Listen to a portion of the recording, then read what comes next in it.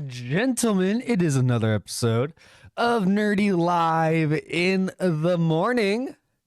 And today, oh boy, today do we have some fun planned today? I got spoiled a little bit ahead of something that was featured in the latest Crispy Tavern video. But yes, Crispy has finally made their response to Duke's latest video, where basically Duke's being a sarcastic, petty little bitch, and he's like, you see, you didn't do your research, Crispy. You didn't do your research. Well, Crispy clapped back with an hour-long video, ladies and gentlemen. This is going to be a fun ride. Buckle in. I hope you guys have some caffeine on hand, a drink of some sort, maybe a snack, because we're going to be here for a minute. But yes, guys, if you're new to the live stream, hit that like button, subscribe, ring the bell for all notifications. But let's get started. Ladies and gentlemen, want to take a victory lap? I had a whole different video planned for today. I was going to cover the failure of the Neopets TTRPG, but... Oh my god, there's a Neopets tabletop game? Or at least a planned one. Oh no, dude. Dude, I haven't heard about Neopets in years. God damn. That is being put on hold for now. If you're unaware of the situation, a couple weeks ago, Duke Davis, aka One Shot Questers, a talentless hack who's most known for twerking on a green screen and making the same 3 jokes over and over and over again, decided to try something new. He released a nonsensical hit piece about a brand new D&D actual play show called Minmax. Yeah, and it was fucking insane. It was a fucking insane, incoherent mess of a video. Because, you know, silly me, right? I'm going in blind, thinking, okay, maybe he has some legitimate points here. Well, the first thing he talks about is the layout. And, like, the layout's not too bad. He's just being nitpicky there. I'm like, okay, that's kind of lame. But, you know, maybe they misappropriated funds, right? Maybe he has some proof. Never shows any proof that they misappropriated funds whatsoever. And, dude, they respond, quite frankly, in the nicest way possible to him. And they're like, and he's like, they were mischaracterizing me. They were trying to defame me. No, you're trying to defame them by saying that they're scammers. And then come to find out that this dude sent them a job application. He sent them a goddamn job application because he wants to run the show. He wants to run it because he thinks he has so many good ideas that he can just do so much better than the actual people who are, you know, in charge of the program. Apparently, he thinks he can do better than them. What's up, Neon? Hello. Hope everyone is doing well, having a fantastic morning. I'm tired of being scared. I'm tired of being hurt. I'm tired of being frustrated. I'm tired of being scared. I'm tired of being frustrated. I'm tired. I'm tired of seeing you guys get hurt. This is pathetic, man. I'm tired of seeing you guys get hurt, man. Dude, this is what I mean. This is fucking Diet Fred Durst. This is Temu Fred Durst. Hey, ladies. Hey, fellas. Are you tired of getting screwed? You gotta take that dice and keep rolling. I'm tired, boss. He's just so tired. I don't. This voice is not accurate to him whatsoever. But I like imagining he's just like you pitch a loser. Guys, they try to do a D&D show without me. Man. A video where he claimed that they were pathetic producers, frauds who were taking from the D&D community and exploiting vulnerable gamers. Yeah, they were exploiting everyone. Dude, it's so fucking funny. It's so fucking funny. I swear to goddamn.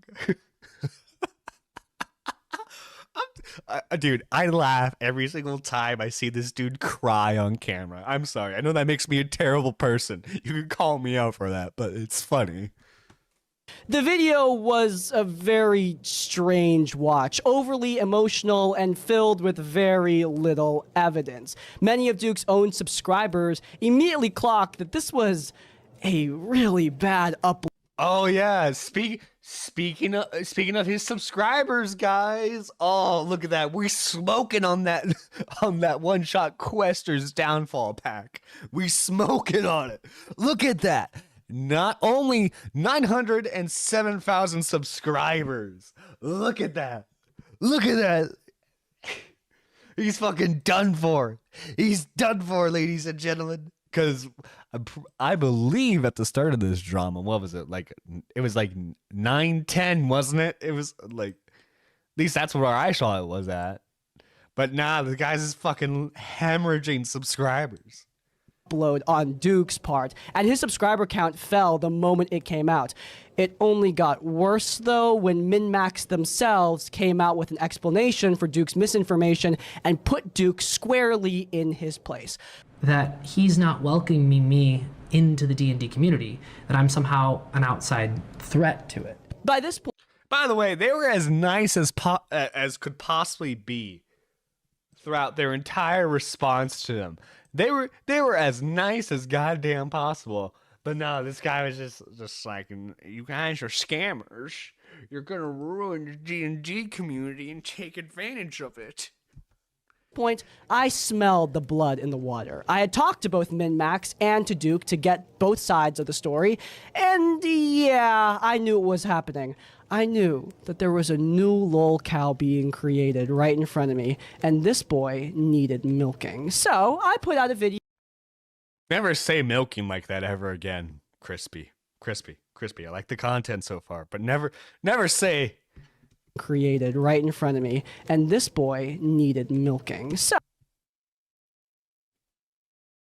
I feel like I need to wash my hands after that. I'm sorry. I put out a video of my own. I covered the entire situation and provided some context as to my own negative experience with Duke Davis from One Shot Questers. With the release of my video, he lost tens of thousands of subs. Now, you may be wondering to yourself, okay. They were nice enough, Jesus. They did everything short of getting on their knees and milk.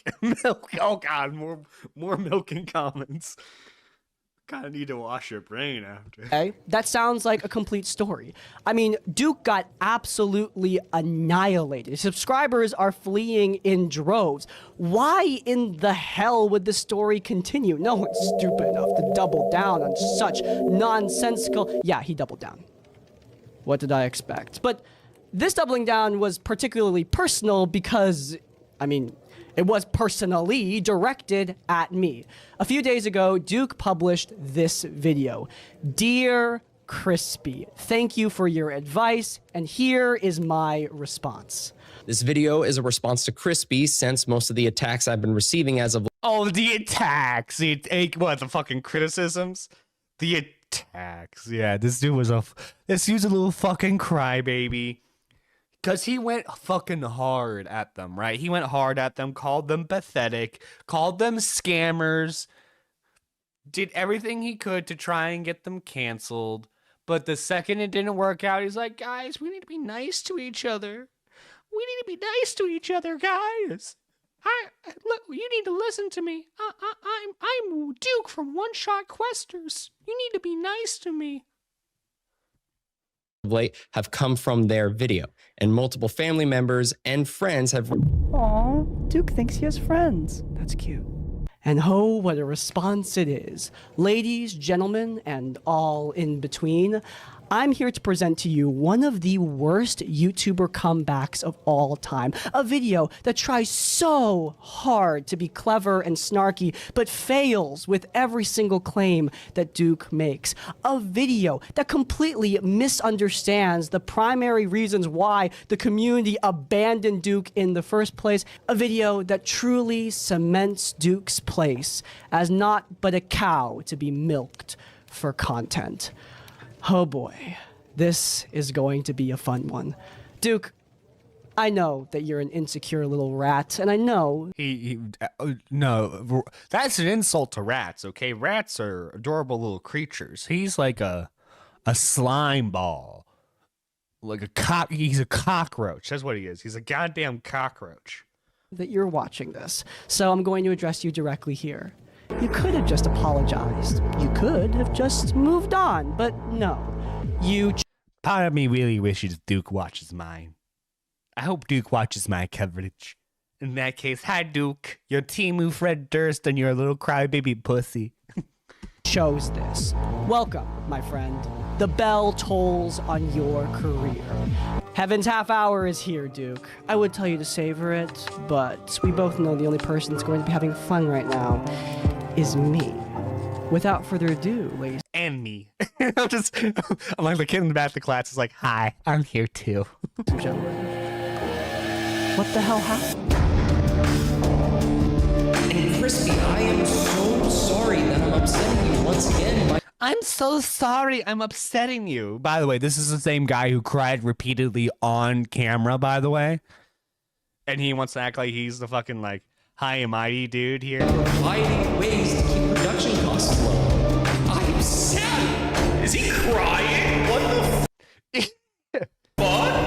I didn't realize this guy was gonna start crashing the fuck out. Why? One-shot Westerns is a coward.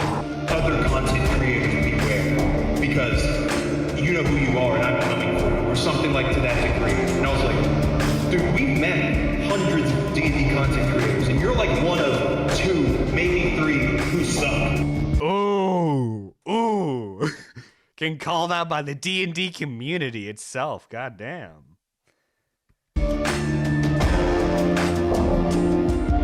Okay, so I think we should recap exactly what the problem was with Duke's original video, the original hit piece made on Minmax, because many of Duke's arguments hinge entirely on you forgetting exactly what he said. The biggest problem with Duke's original video is the thumbnail claim that the Minmax crew are pathetic. In my own content, I call people like white supremacists and sexual exploiters pathetic. Duke uses the word to describe people who he accuses of buying equipment that he doesn't like and... No, it's not just that. He accuses them of scamming. He accuses them of being scammers.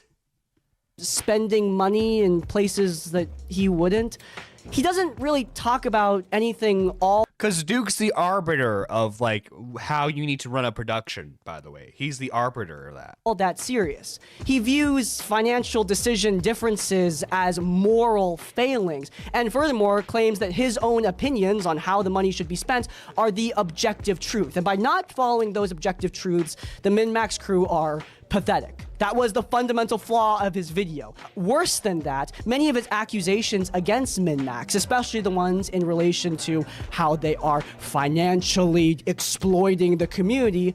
The set, the gaming table, the venue, the logo, the tablets, the cam recorders, the mics, the sounds, the lighting, $10,000, almost $11,000 of people's donated money served nothing for them. Well, much of that evidence stands on a foundation of sand and vapor. It's mostly speculation. Well, Exactly, because, like, guess what? Duke has little to no information on anything, right? Because he doesn't have access to their banking stuff. The only information he had access to was the information that that Minmax themselves put out. Worst examples of this was how he treated their claims of Season 2. Despite the fact that Duke was so mad at them for spending too much money on gear, he also got really mad at them for saving money to ensure Season 2 would happen. His criticism of this choice hinges entirely on the speculative claim that Season 2 would never happen due to the lack of success on the show. Now, of course, with hindsight, this claim is particularly stupid given that the first episode has breached 1 million views. Yeah, I think they're definitely gonna do Season 2, man, but...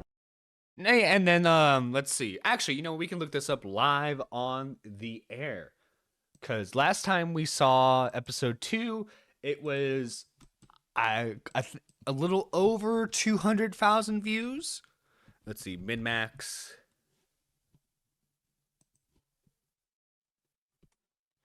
We can look this up live on the air. Episode 2, 268,000 views. Now, obviously, like, it's a drop-off, yeah, but, like, still, that's fucking awesome. That's a little over half of their subscriber base. And will episode 3 also be a fall-off? Probably. But, like, so far, this is a perfectly healthy show. And the whole reason why they have money set back in the first place is because, yes, there's going to be some drop-off, but they still want to have fun. They still want to do the show, even if it's not exactly the most profitable thing. And that's admirable. And they're spending the money wisely. Regardless, those are the main problems with Duke's videos.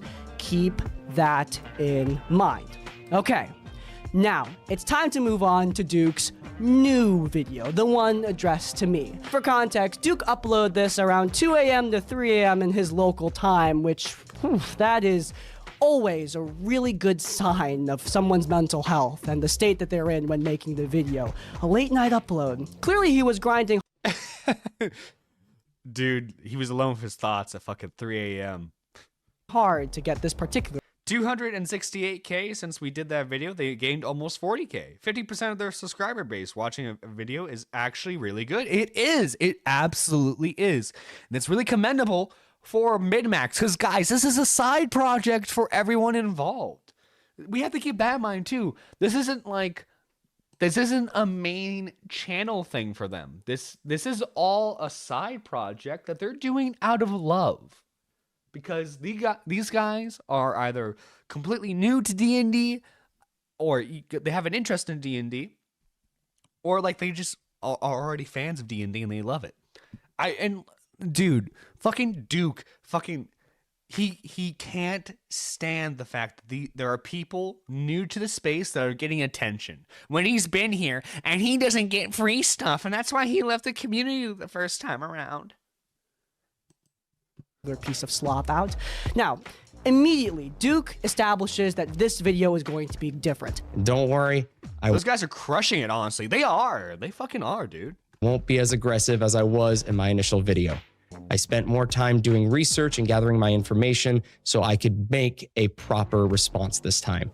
He put so much more effort into making sure to verify his claims here. Many of his glazers rushed to my comment section to proclaim that Duke won back their trust by not talking like an unhinged psychopath. I mean, good to know you guys are so easily won over. But, I mean, this video is clearly going to be different. He put so much more effort in, and he immediately, upon opening the video, spells my name wrong.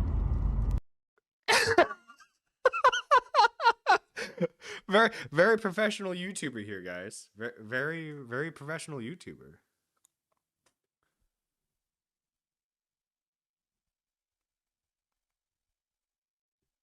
Very professional YouTuber, guys. Gets the name of YouTube channel wrong. Wow, so much more effort. Might want to write this one down in the notes for next time, Duke. Anyway, moving on from his spelling mistake, Duke also in this opening slide claims that he's closing down the comments and engagement to prevent the spread of misinformation. Anyone with above a room temperature IQ was immediately pissed off upon seeing this. It's very obvious the reason why Duke is disabling the comments. It's not to prevent the spread of misinformation. It's because Duke is an insecure little rat and he can't handle criticism. But if you really need proof that this has nothing to do with misinformation, He disabled the engagement too, the likes and dislikes. You can't spread misinformation by disliking a video. Duke just doesn't want to be aware of how many people truly hate him. And Duke, I want you to be completely assured with this. If you think it's a minority of people who absolutely despise you in the aftermath of the Minmax situation, it's not. It's really not. Dude, the fucking outer D&D community seems to fucking hate this guy. He seems to be an absolute fucking loser that they're glad fucking ran away. And now he's trying to worm his way back into the community by being a fucking, like, quote unquote, like, savior of it. Duke's stripper name should be misinformation. Oh my god. And here, walking out on the stage tonight is misinformation. It's we, not just me. I'm what the community is feeling. But in any case, moving on to Duke's actual claims, he says that he's going to follow along with the claims in my video. I'm going to follow along with Crispy's video and presents research that I found and only cover the topics I feel like are necessary in regards to Minmax in this video. He then proceeds to skip over the claims in 25% of my video. Now, to be fair to Duke, he did respond to my claims. Technically, he just didn't do it in his YouTube video. He did it. He made a Google Doc. He made a fucking pointless ass Google Doc for it. In an attached Google Doc. Honestly, Duke lost my trust with the second video. Not that there was much after the first video, but doubling and tripling down just pisses me off, right? Or I guess that's one thing if he was fucking like, hey, you know what? I fucked up, right? Be one thing if he like said I fucked up during this. No, he just fucking, you know, he's tripling down, doubling down. He's just like, no, I'm still right, okay? They're still scamming. And it's like, Duke, no. Duke, no. Shut the fuck up, Duke. Doc in the description. Why Duke did not see fit to include this information in his actual video is really unknown to me, but let's go down to that Google Doc. I'm going to be going through Duke's counter arguments in chronological order, following along with my original upload. In my original upload, I open with explaining the context behind both Minmax and Duke. During the section where I explained Duke, I also explained his numerous business failings. I did this for a few reasons. One, because I thought it would be funny, and two, because I wanted to show the hypocrisy. Duke is absolutely tearing into Minmax for different decisions when it comes to budgeting and some minor audio errors. These don't really seem like that big of a deal. Meanwhile, but guys, remember, Duke is the fucking king of D&D production, right? I mean, you can tell from all his successful shows and his very successful YouTube channel. I mean, just look at his fucking YouTube channel right here. This is fucking grade A D&D content right here, guys. What about me? I know. Duke reminds me of Raven from back in the day in wrestling. What about me? I know better. What about me? I know how to produce. What about me? I want to be in your production. Yeah, no, for real. Wow, guys, can't you just tell? Dude, oh my gosh, he's such a fucking just grade A content right here. Fucking grade A. Duke has numerous severe business failings that resulted in him letting go of every single one of his collaborators on his channel. Duke's response to this claim is just to say, Crispy, you don't understand. I'm running a business. These things are gonna happen. Letting go of employees, it is what it is. Pathetic. Why has the channel been so everywhere? Honest answer, I wasn't taking care of myself. And apparently Duke is the George Lucas or Steven Spielberg of D&D production. it showed in my channel and in my work. I was very negative to myself that entire time, and not once did I look back at being proud of my achievements. Instead, looked at them with disgust. I've only just started to slowly feel my self-worth, and I'm getting better every day. I am sad.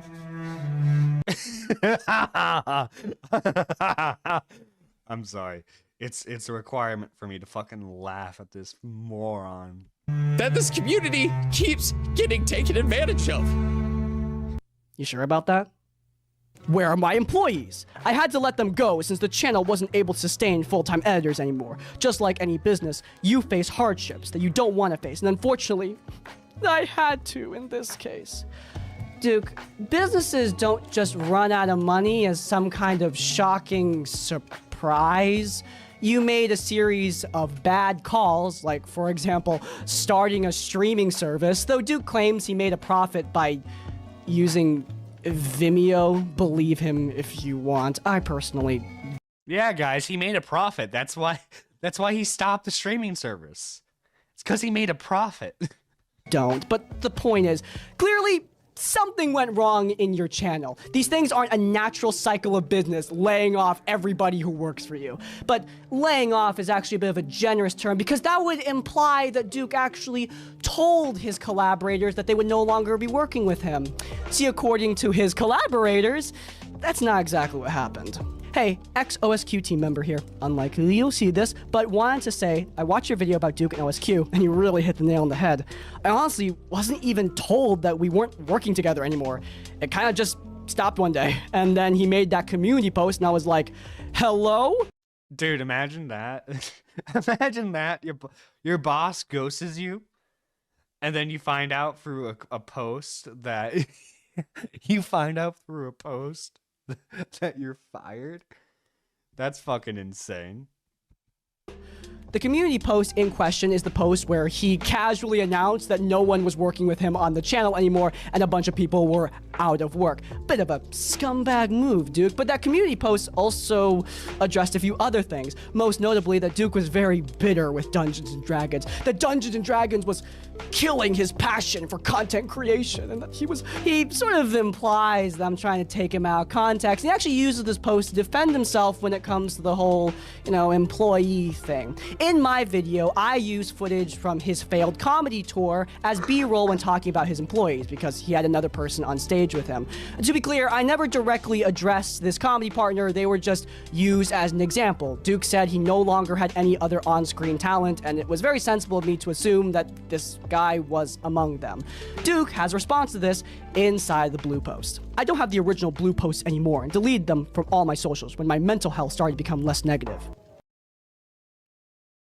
This feels like a tipster-esque. This feels like I'm sorry, tipster. I know you're catching a stray right now, but this feels like peak, like, tipster's not well, so he'll delete Twitter or Blue Sky for the day. This is pathetic, man. As you can see, Duke he's in a better spot now. Sure. Since Crispy seems to have them saved, ask Crispy to show you the first post in that thread where I stated at the beginning what happened to my comedy partner. There were 4 blue pictures in that thread, so make sure Crispy sends you each one. Smiley face. His attempts at being catty are failing as hard as his career, but I actually have all 4 blue posts.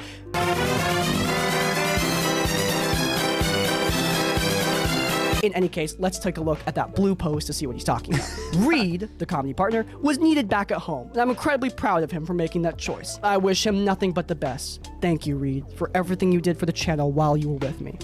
Well, I'm grateful that Reed made the right decision and went back home, but you screwed over a bunch of others. Reed specifically doesn't really... Right. Guys, there was one person I didn't screw over. That was the guy who already left. Really matter to me. But what's hilarious about this is this whole claim of Duke's that he didn't really screw over Reed specifically. I mean, it's kind of counteracted by the sentence right above there. Unfortunately, nothing stayed consistent. From the content itself to the channel's identity, it all felt scattered. I like to put it this way, the channel lost its identity during this period. That lack of consistency also bled into the live shows we were performing. As of now, we will no longer be putting on any more live shows for the foreseeable future. You plan to screw over Reed regardless of whether or not he went back to his family, dude. Come on. You were already going to cancel the live shows probably because they weren't making you enough money. Also, don't...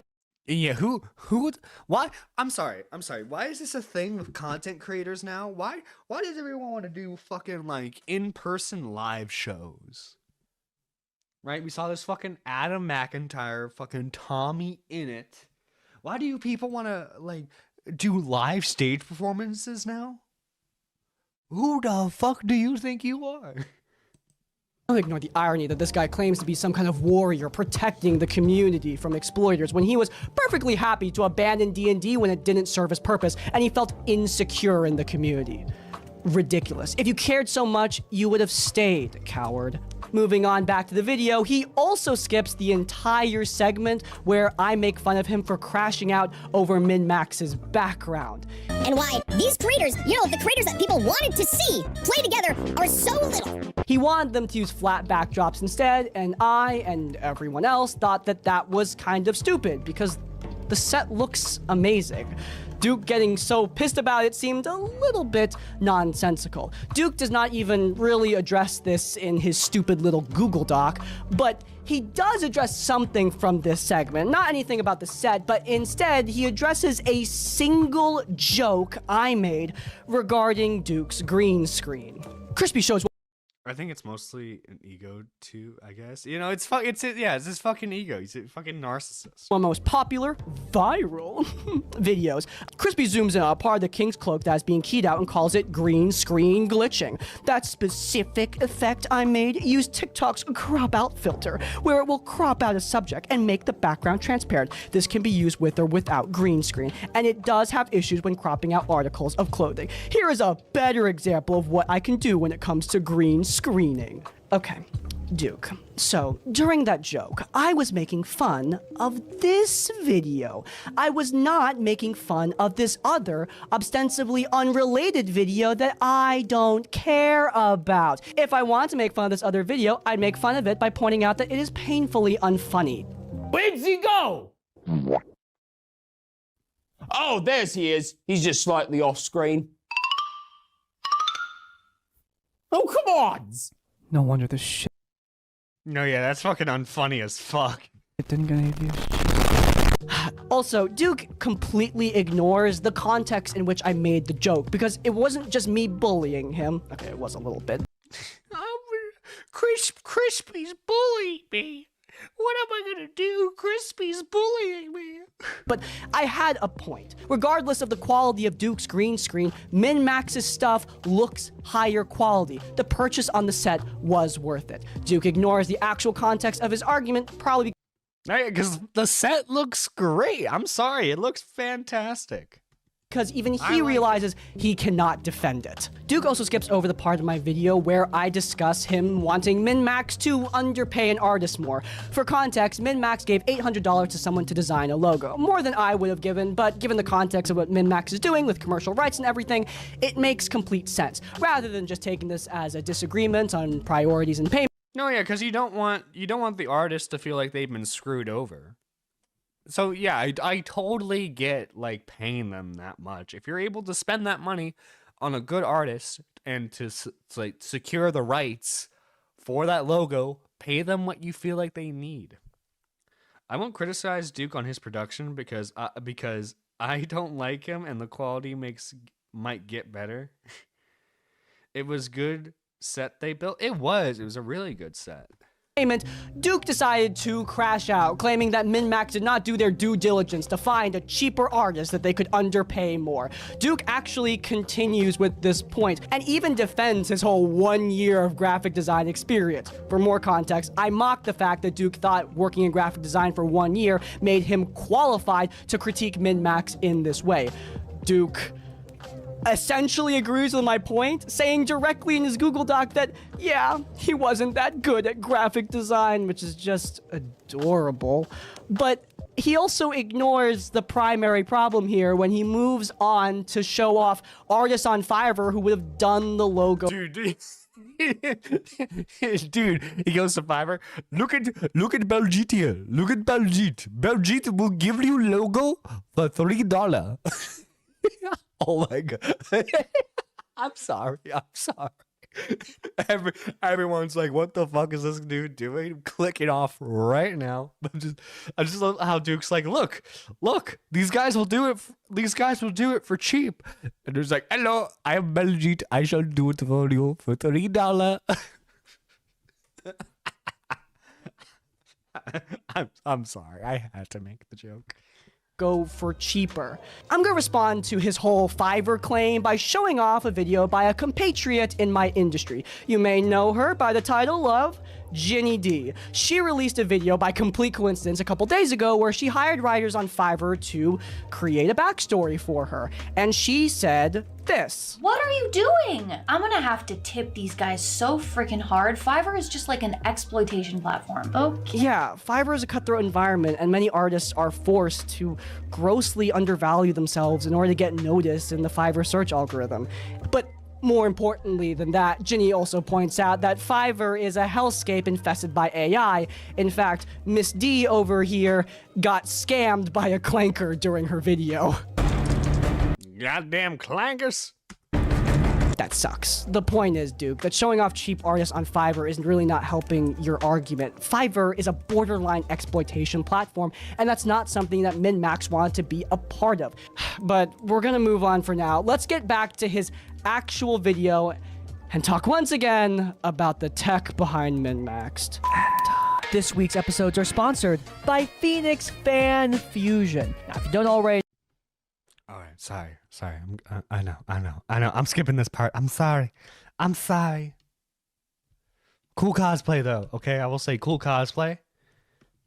guys are interested in heading to Phoenix Fan Fusion on June 5th, so you can meet wonderful Fusion for... Okay, I'm sorry. I hope anyone who goes there is having fun. All right. Let's just get back to the show. Oh boy. Duke opens up this segment by being really proud of his journalistic skills and uncovering something dastardly behind the Minmax tech.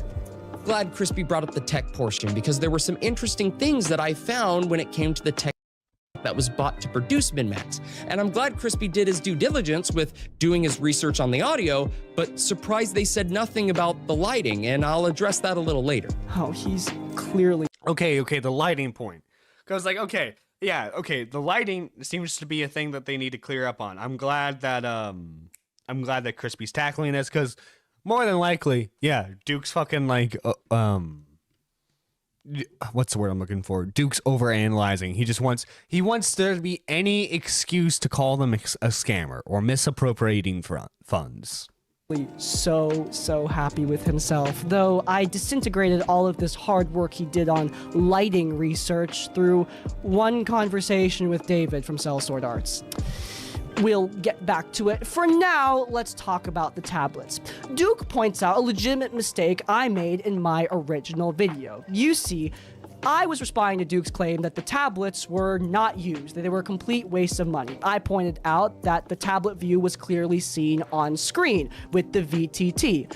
Duke and Minmax both said that this is not actually the tablet view they were talking about. I misunderstood them. The tablet view was some character sheets that they still plan to add and post in later episodes. My issue with the tablets was something that Minmax actually addressed in their response video. One of the issues we had is we wanted to be able to do a live feed of the character sheet to the project, but that didn't work out. But that doesn't mean it's not something we can do in post. Again, I'm learning as I go, and that's something that I'm hoping to put in the new episodes. So also too, it just even if you're not able to show it visually on screen, just having tablets so that way people can play the goddamn game makes everything so much easier to follow along with, because I'm assuming a majority of people nowadays, my main way of playing D&D nowadays is through Discord with a call with friends.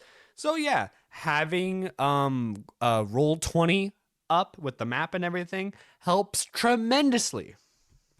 The part that Crispy says that this is them showing off the tablets is false, because that's not what I or Minmax was saying. So Duke was right. I got something wrong. Well, not quite. You see, once again, Duke completely forgets the original claim he made in his video. Remember, Player tablets. Oh, this is a fun one. Not necessary. They spent over $1,000. Yeah, his point is that they were scamming people because he bought unnecessary tablets. On player tablets. Because that's not what I or Minmax was saying. Oh, dementia must run in his family. Don't let it get shaky. the tablets were still used. They weren't a waste of money. Roll20 helps, and you can add in the post and in post the character sheets anyway, yeah. Duke ignores the context of his original argument for his convenience. Next up, we move on to something even dumber. The camera. In his original video, he wanted the Minmax crew to replace their Osmos with cheap Logitech C920s.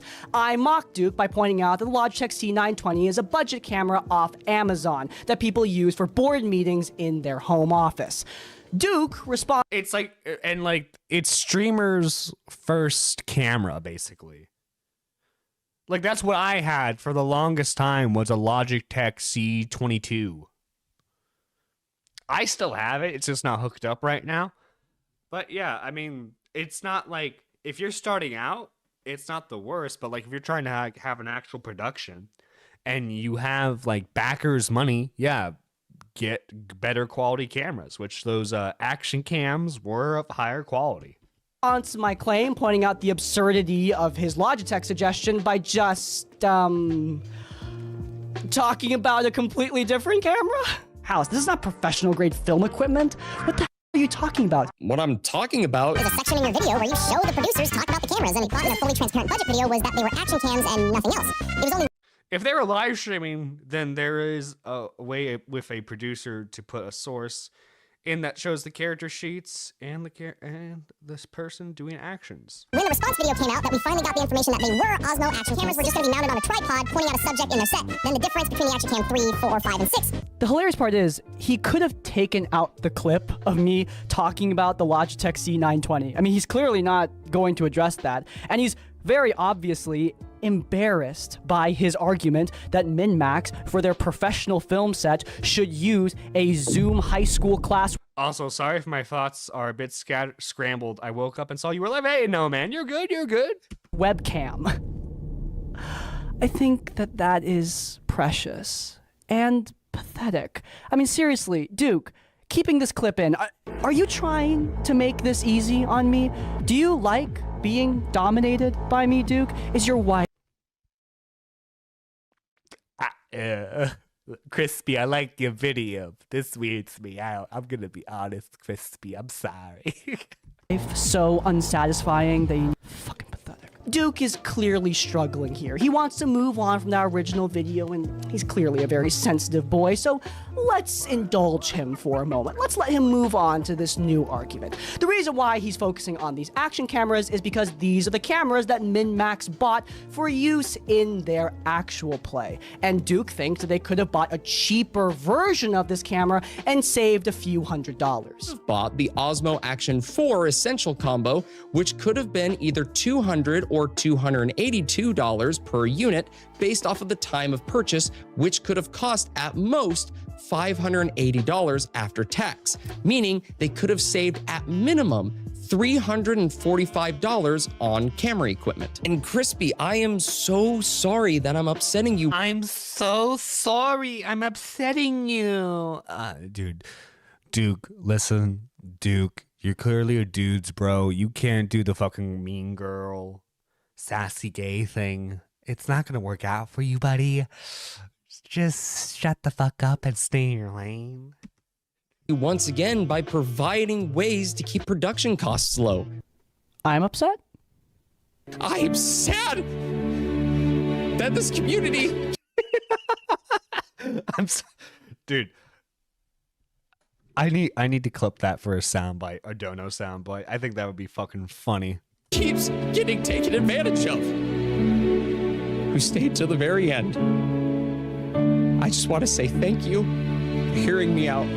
Is he crying? What the fuck? We're gonna ignore the fact that a few $100s of a $100,000 budget is literally 0.4% of the budget. Splitting hairs over that small of a chunk seems a little bit silly, but again, Duke is very sensitive and he needs our help, guys. Well, guys, she's just showing that he could be such a better producer, okay? Sellsword Arts needs to sell him the rights to Minmax, okay?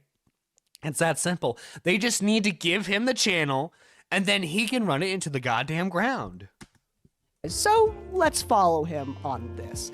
Duke, while talking about these cameras, makes two central claims, attempting to debunk me. The first one is pointing out that Megan and David from Sellsword Art said in their video that they want to keep costs low. I only bring it up because the producers apparently also want to keep production costs low. We tried to keep expenses on the Minmax channel as low as possible, but still producing a good season. And by keeping the costs low, by editing it in-house, by not having a bunch of middlemen and producers, we also get to spend your money even more wisely. We are being the best stewards of your money. Apparently, since they said this in their response video to Duke's negging, That means he can nitpick every single purchase that they make, apparently, now. Because that's essentially what he did. He heard, oh, you're trying to keep costs low, but here, you could do this, you could do this, you could do this. It's just like, dude, they are handling the money perfectly fine. They have $47,000 left over. They are spending the money quite wisely, in my opinion. They are handling everything as best as possibly can be. My brain might be choosing violence lately. Dude, I'm fucking choosing violence right fucking now. With this goddamn bullshit. Honestly. Because fuck Duke. Fuck that lip biscuit ass motherfucker. he has a God-given right to get in their business and tell them, order them, in fact, to buy cheaper hardware. The second claim he makes through these cameras is that it's very much possible to get higher quality with lower amounts of money.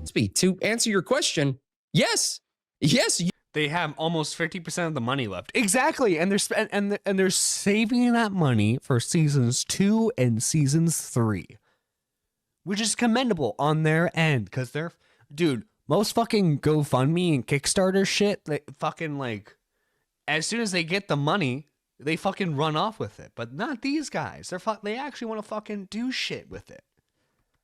You can spend less on equipment and still receive similar quality.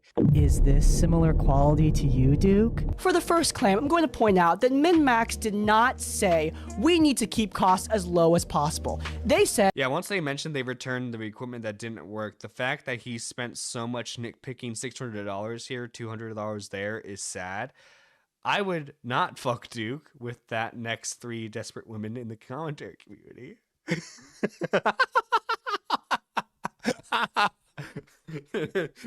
Neon's like, no thank you. They want to keep costs low while maintaining quality on the Minmax channel as low as possible, but still producing a good season. The second part of that sentence was conveniently ignored by Duke because it doesn't help him in his argument. There is a middle ground between spending as little money as possible and spending more money than you need to. Apparently, Duke is completely unaware of this.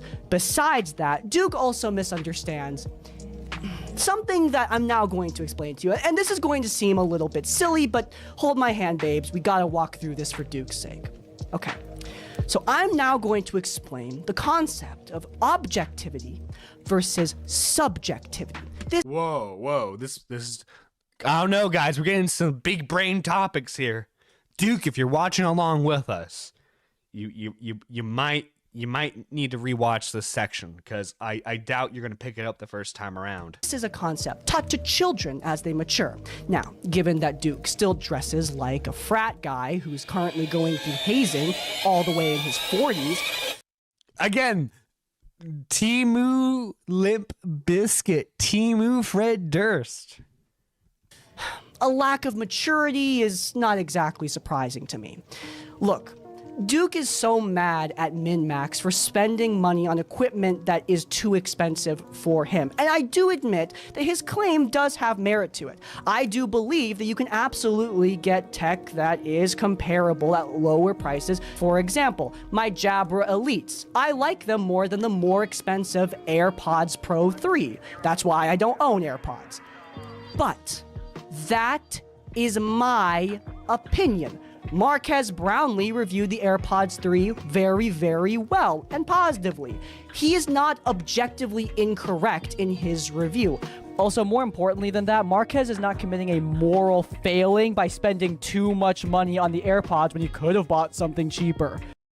No, yeah, and like this is where you get into like the tisms when it comes to like production, right? Like Yeah, as many people you'll find that say, "Oh yeah, the Rode Pod mic, a fantastic microphone, only $100. You should go buy it." There are as many people who will say, "No, you need to go buy the Audio Technica AT2020."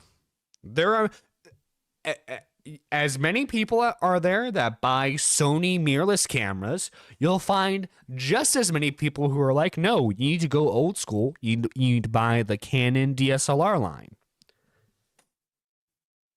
As long as you're spending, and this is the key thing, especially with a GoFundMe.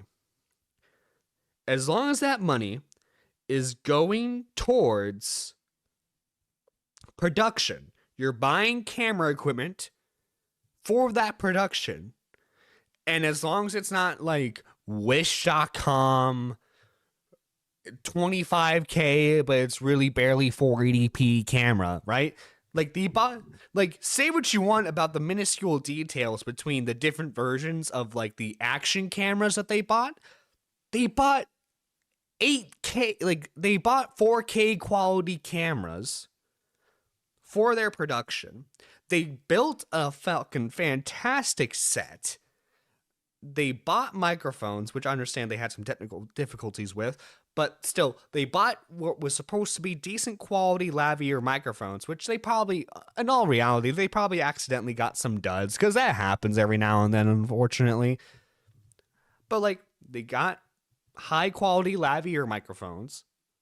They got high quality GoPro cameras. I know it wasn't GoPro exactly, but you get the type of camera. They're putting money towards the production. But fucking Duke's like, no, I wouldn't handle it that way. No. That money should be mine, not theirs. Essentially what he was saying. He's jealous of them. He's jealous that they got the money. He's jealous that they're the ones getting the attention and not him. Here's an idea, Duke. Start your own D&D show. That's not on your dying channel. Start a fresh D&D show. Get some people involved. If there are any people willing to work with you. I fucking doubt it now.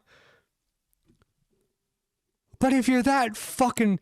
If you're that much better in terms of like handling money, get your own fucking D&D group, man. Compete with Minmax. Let's see how far you fucking get. Like, Duke, do you see how insane you are now? God, no, of course he doesn't. He's a fucking nerd. By the way, shout out to Crispy for being a fellow Rode Pod mic enjoyer.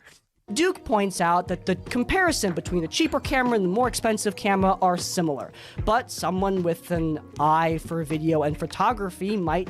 By the way, guys, you know, if you want to hit the like button, subscribe, support the show. It's all appreciated. Thank you all for being here. I just want to say that. Disagree. In fact, I do disagree. I think the higher quality camera is clearly better and has sharper light. Then the difference between the Action Cam 3, 4, 5, and 6 is very minor when it comes to video quality. Looking on Amazon, it seems like proceeds to show there's a major quality difference. Yeah.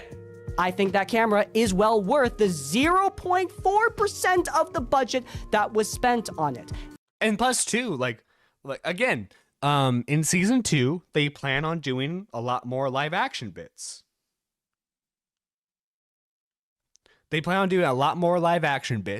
So having a high quality GoPro type camera that shoots fucking 4K footage and looks fucking fantastic, sign me the fuck up for that. That's gonna be good fucking footage. I can't wait to see it.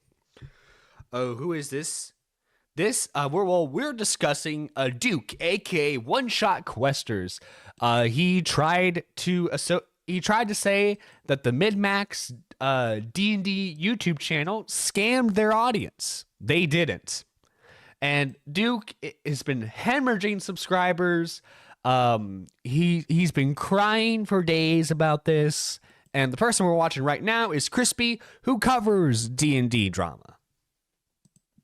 That is my opinion. Duke is free to disagree with me, but once again, Duke, you are not objectively correct when it comes to these cameras. It's insane. This whole video is insane, and it's only going to get worse because we're moving on to the audio. This is apparently a field that Duke is very, very experienced. Oh yeah, very experienced with the audio. I can tell, Duke. Using the money for the stream is not fraud. Using it for anything else, that would be fraud. The fact that he can't tell the difference is embarrassing. Yeah, exactly. Like, this is the highest tier criticism I can give to Minmax, and it's that this is their first production, so of course there are going to be hiccups. Are they going to buy stuff they might not necessarily optimally need? Yeah, but like I understand the thought process of what they're buying. Okay, buy action cameras that are good fucking quality. And yeah, okay, if we click on episode 2. Takes next on the ladder. Apologies.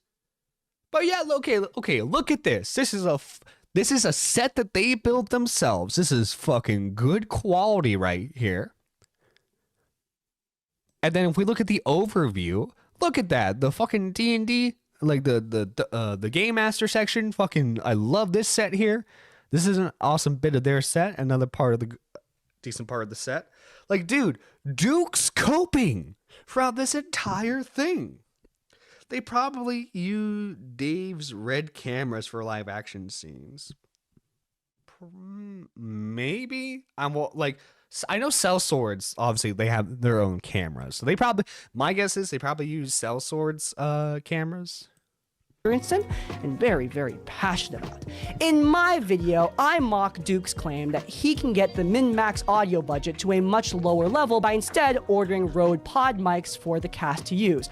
I pointed out that ordering 7 Rode pod mics was a fairly high cost. With everything else that Duke was buying, he was still going way above his proposed budget.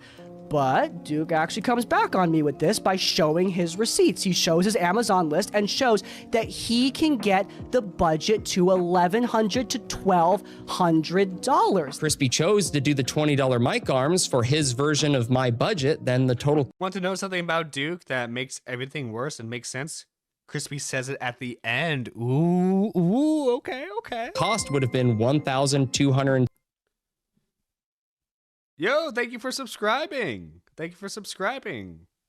$10, which is still under the price that Minmax spent on their audio equipment. Also, here is a picture of what my audio tech suggestion is. And as you can see, creating a whole setup is cheaper than Minmax buying 4 microphones. Oh, sorry, Crispy, you probably didn't know that based off of how you presented your video. That is lower than the original Minmax budget of $1,400. Well done, Duke. Finally, after like 6 years of your YouTube career, you finally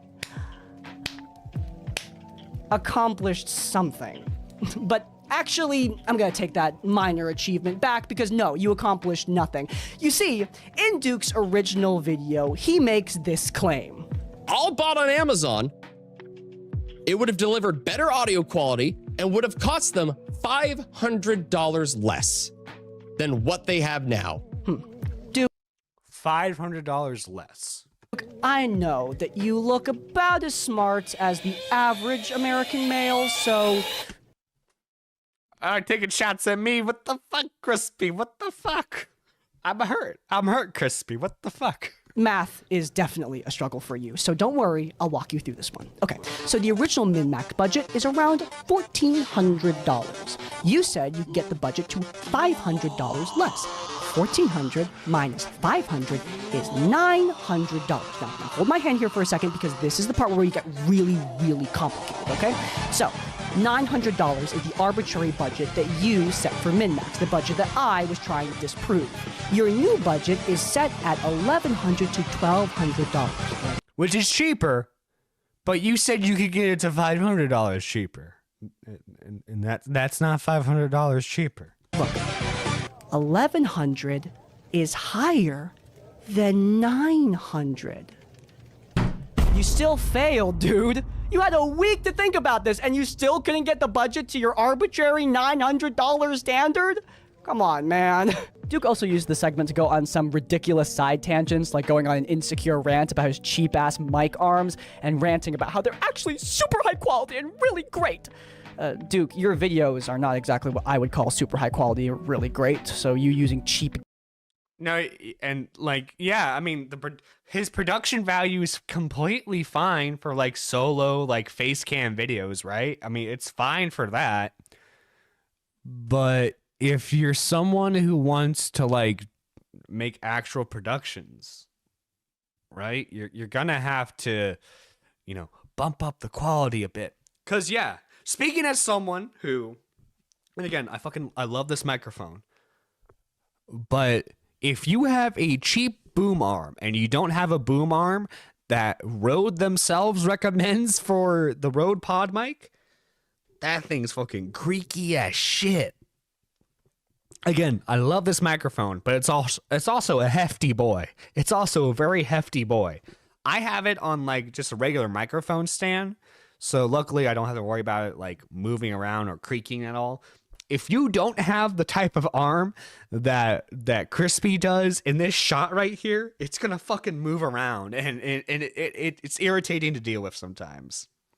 Also, 7 mic arms at one table is a lot, unless they hung from the ceiling. Yeah. Like, unless you know...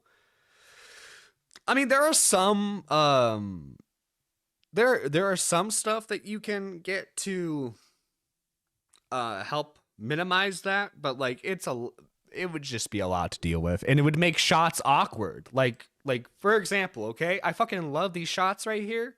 You know how fucking awkward it would be to have fucking like 7 different boom arms just fucking in these shots? Gear kind of makes sense to me, but he also used the Sounds segment like a tripping hazard, yeah.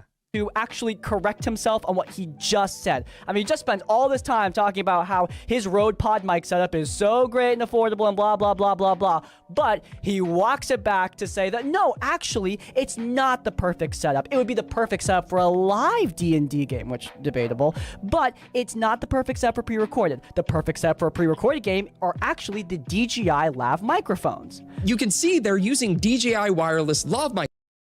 Look, the DJI wireless microphones are fucking great when it's like solo recording or like a second person, but like if you're doing a group session, you need to get fucking better microphones. I'm sorry, Duke isn't even a D&D player, doesn't play D&D anyone else off screen when there's a D&D community just next door or a couple houses down.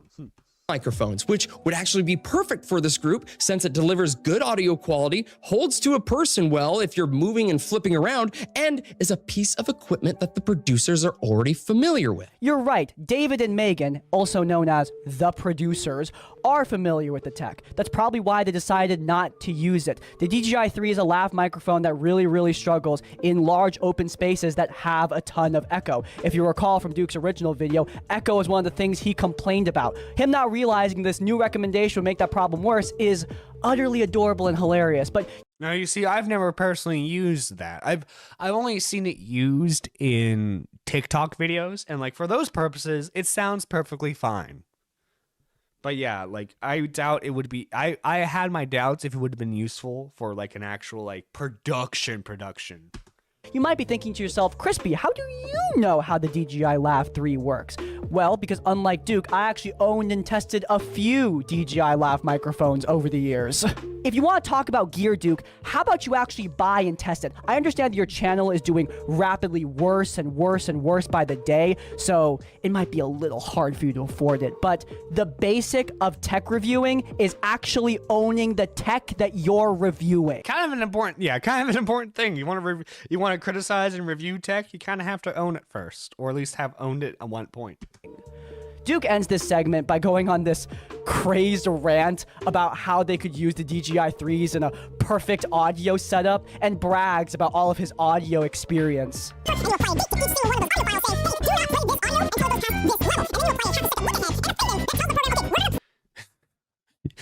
POV, someone who learned the basics of audio editing. I learned how to do that in sophomore year high school summer camp. You know, Duke is so enthusiastic about audio. Editing audio, it makes me so happy and Then do your own fucking podcast. gives me so much serotonin. Okay.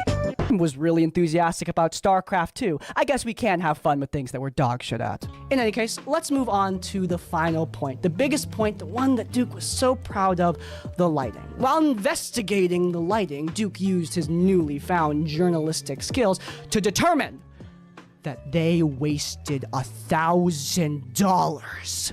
Look at the behind the scenes video. The lights used to light the players' faces are 3 Elgato LED key lights for $180 per unit and 1 Elgato key light Neo, which is around $75 per unit. And if you would have totaled all of that up, you would have seen that the final cost only comes to $650 after tax, which doesn't make sense if the producers are saying, We bought 4 lights for the players so you can see our faces. this is huge, and choosing not to look into it made you miss $1,300. Dude, this was his gambit right here. This was his gotcha. This was his ultimate move right here. His trap card. $148 of donations that none of us except the producers know where it's at. The big problem with this claim is that it's unfounded, because I just reached out to Minmax and asked what was up. It looks like we mischaracterized one lighting item in our budgeting video. It should have gone into video recording gear. The overall season total remains the same. The money just went to the wrong category. The budgeting video wasn't supposed Oh my god, simple explanation. There we go. to be something that was this scrutinized and wasn't even what we were using internally to keep track of costs. It was just a fun way that we could show the fans what we were doing with the money that they sent us.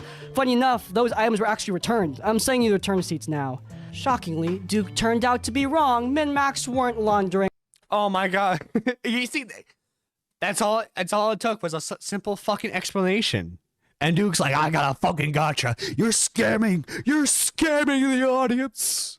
1% of the budget, but I had to watch him smugly brag about how he exposed this wrongdoing.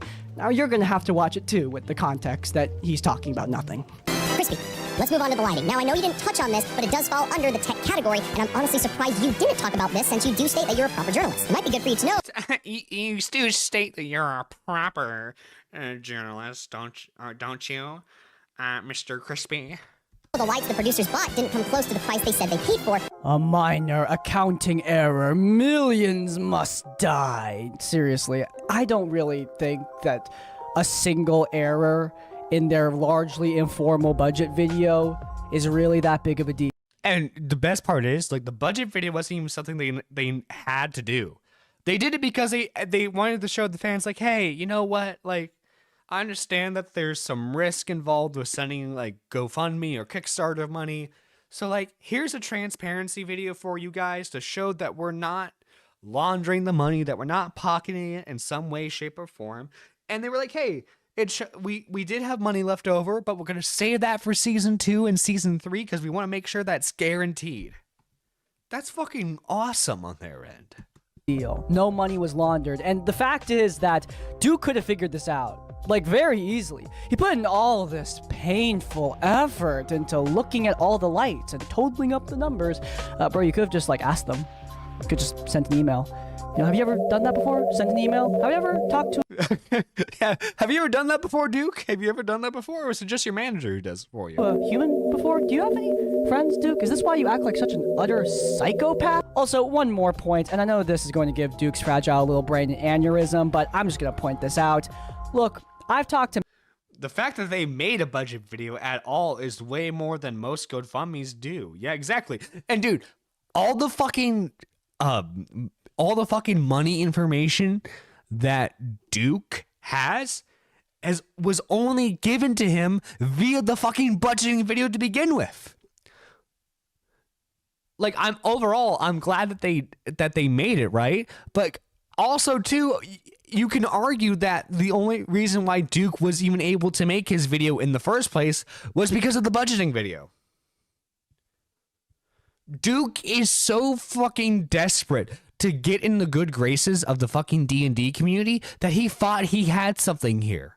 He thought he had something. He really wanted it to work out. That's why in his original video, the thumbnail is pathetic. It says pathetic in it. He really wanted to go hard at Minmax because he thought it's like, oh, these are newcomers to D&D and they had a GoFundMe. Oh, they must be scammers. I can win. I can win. No, Duke, you didn't win. You didn't win, Duke. You're a laughingstock now more than you were before. You're pathetic, Duke. Have fun in the lolcow universe. I expect to see you with Boogie 2988 soon. To many people who have worked on some major productions in the TTRPG space, and don't know how to tell you this, Duke, but when you're on a big set with bigger budgets, stuff happens. Gear breaks, gear turns out to be faulty, return windows close, and obviously, mistakes are not always excusable. If mistakes are big enough, they deserve to be called out. I've done that on this very show. But 1%, 0.4%, especially since you don't actually have the receipts to prove what you're saying. You're just No, win.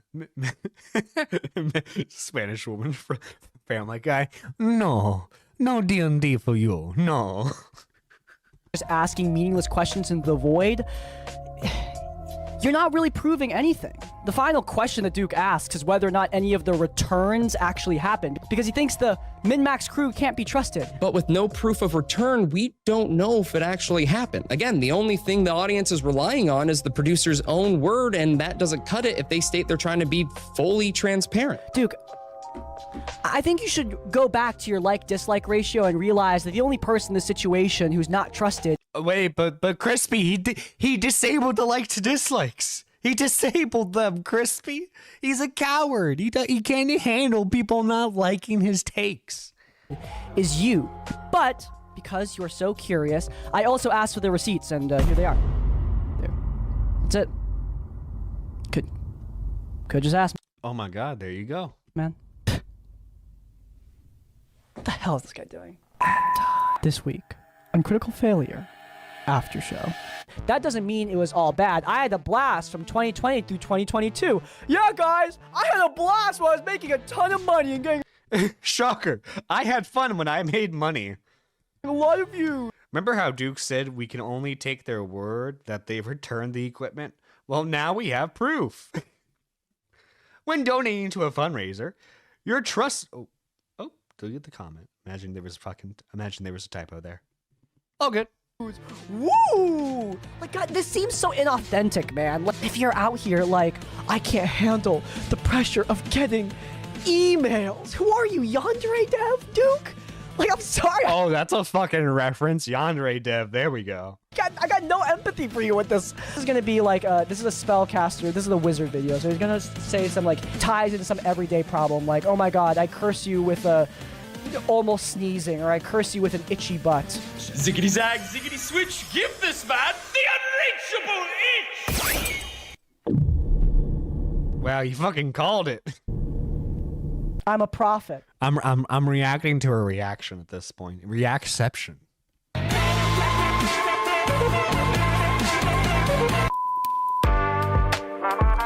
Chapter 3, clip cutting. Okay, this next section of the video, I'm going to be taking a break from Duke further screwing over Minmax and talk about how he discusses me, Crispy's Tavern. He tries to insert a couple of owned moments where he destroys that pronoun liberal with facts and Pronoun liberal. logic, blah, blah, blah, blah, blah. Okay, Duke, you might want to hold the brakes on this one because you did a really, really bad job. For starters, he accuses me of clip chimping. If you're unaware of what clip chimping is, it's basically where you cut a clip out to make someone look bad, take them out of context, and remove necessary information to deceive the viewer. I hate this. It's why I put so much B-roll of other people's videos into my video. But am I a hypocrite? Did I actually do this to Duke? Well, no. Let's listen to Duke talk about this first. I'll admit, if you hear what I'm saying, it sounds like I'm angry and jealous, and I'm just... That's because you were. That's because you are. You're a fucking jealous piece of shit. Trying to find everything wrong with what they did at this point and just trying to prove that I could have done a better job. And I was actually shocked to hear that they did what I suggested in terms of lighting. I was shocked because I never... Duke saw a successful indie/amateur project people were happy with, jumped demanding them to be audited like Hollywood movies and is surprised none is on his side? For real. He's like out the fucking gate. He expected critical role level of production. And not just it's so fucking frustrating cuz Duke, this is their first production. It's so fucking frustrating. Duke just like wings and Boogie doesn't have to be clip chipped. Go into full detail on how None of the information they took out was important context, like at all. Dude, and I said this in my original reaction. The full clip makes you worse, Duke. If anything, they helped you. Duke. how to set up the lighting. And you would have known that too, since you state in your video multiple times that you watched my video. Well, I checked out what he said. You see, when I watch Duke's videos, if you watch Duke's original video, when he publishes video, I watched it within hours. And since you did, you would have noticed that the producers edited that clip to make me sound like I was angry at them for not doing it my way. Because you were, Duke, you were. And seeing the single frames left in where the cuts happened when they were piecing and altering my words together. So apparently Duke has just like never heard of paraphrasing a clip when it's far too long. Now, obviously it's wrong to change the context of the clip, but how exactly was the context changed, Duke? I mean, you claim that Minmax manipulated the clip to make it look like you're mad at them for not doing things your way. The set, the gaming table, the venue, the logo, the tablets, the camera. Dude, look at his fucking eyes. They're about to fucking bulge out. Recorders, the mics, the sounds, the lighting. $10,000, almost $11,000 of people's donated money served nothing. Both of your videos are just you getting pissed at them for not buying gear that you would have bought. What the fuck else would you call that? I'd call it getting mad at them for not doing things your It's a land of delusion. way. We don't have to edit a clip to make it look like you're saying that. You're just saying that, man. Everybody knows it. Look like I was mad at them for... Yo! Let's fucking go. Let's go, chat. Look who it is. Look who it is, chat. It's fucking Nerdy John. Let's fucking go. I have to take a screenshot of this. Nerdy John reacting to Nerdy John reacting to Duke. Let's fucking go. Let's fucking go, chat. For not doing things my way. You were mad at them for not doing things your way. And also too, again, part of dude, your original, like that original section of your video makes it worse because you're why are they insinuating that I'm mad at them for not doing things my way? Dude, in your original video, you're insinuating that they're scamming people. Paraphrasing is a part of journalism. I was looking forward to this. Let's fucking go. It happens. If you've ever seen coverage of the current US president, then you'll see paraphrasing a lot because some people ramble on for too long, and Duke is one of those fucking people. But if you insist, yeah, you want to listen to his voice some more? They also showed off the lighting. They said they spent $1,300 on lighting. It would have cost them $1,000. I'm upset at this compared to what my thing is. They also showed off the lighting. They said they spent $1,300 on lighting. I saw the lighting and some of the lights I use in my own studio. Some of the There's a lot of fucking, yeah. lights that I used at live shows. And guess what? They could have used 4 LED aperture lights, and if they would have just lit them in a correct way, and maybe got 2 C-stands if they wanted to, it would have cost them $1,000. But $1,000. They ended up going a different route and spending an extra $376. I have made decisions like this. I have bought things being like, I think I need this. Duke literally mad because they have fans. Blah, blah, blah. I end up buying it, realizing that I never really needed it in the first place. And the difference between why I'm upset at this compared to what my thing is because majority of the time, all of that funds came out of my own pocket. I paid for it. They used not their own money. They used fan support for all of this. And again, that is why I'm upset. I don't really see how cutting out Duke rambling on about his live shows and rambling on about his own lighting setup and rambling on about C-stands, I don't know how that makes him look worse. We're making you look less self-absorbed and annoying. You're welcome. One last point, and this is the craziest part. A question I keep forgetting is if he had sales tax or tax state, because it will change the cost by a fair amount. Oh yeah, for sure. By the way, guys, if you want to keep updated on when I go live or post any videos, you can join the Discord right there. Also, too, make sure you hit that like button. Send out the live stream to anywhere you're allowed to. Because, dude, this has been a fucking fun show. An excellent video so far by Crispy. Literally seconds after Duke whines and complains that Also, too, if you want to, you can call into the show as well via the Discord. Minmax and I cut relevant information, even though all we were doing was focusing on the aspects of the clip that mattered for our videos.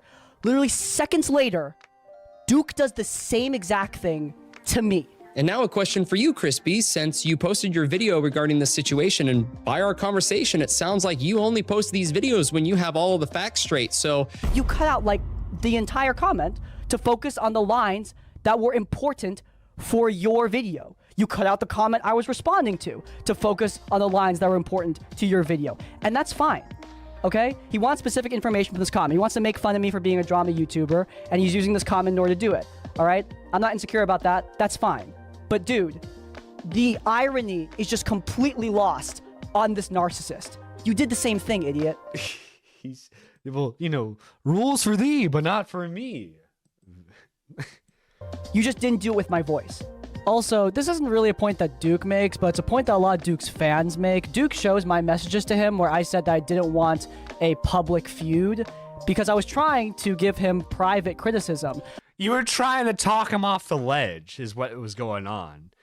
Crispy was trying to do the nice thing and like try to talk him off the ledge, have a little fireside chat with him before it was too late. But fucking Duke, by the way, fans, I'm sorry, Duke has fans left still. But Crispy was trying to save him. Crispy was trying to do a good thing, okay? He was trying to be a good Samaritan and save him. But fucking Duke was too fucking egotistical and wanted to fall off the goddamn ledge. He completely leaves out the part that he blocked me. He just kind of leaves that He blocked you over this? Oh, that's fucking pathetic. out, which is nice. Now, he does add in his Google Doc that he didn't block me. He just unfriended me to stop me from sending him any more messages. And he didn't plan on friending me again to let me send him any more messages. Hey, Duke, two things. One, unfriending so I can't message you anymore, and blocking me so I can't message you anymore are It's the same thing. It's the same thing.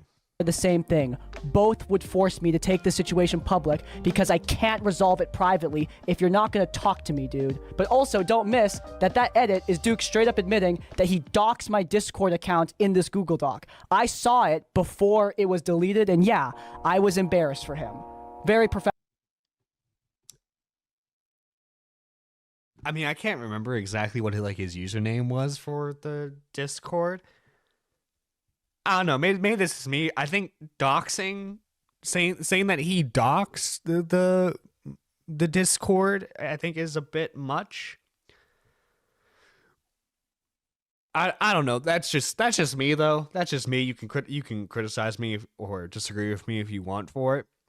I mean, like, you can say he put your Discord on blast, but like, doxing to me is like if Duke posted your address, you know?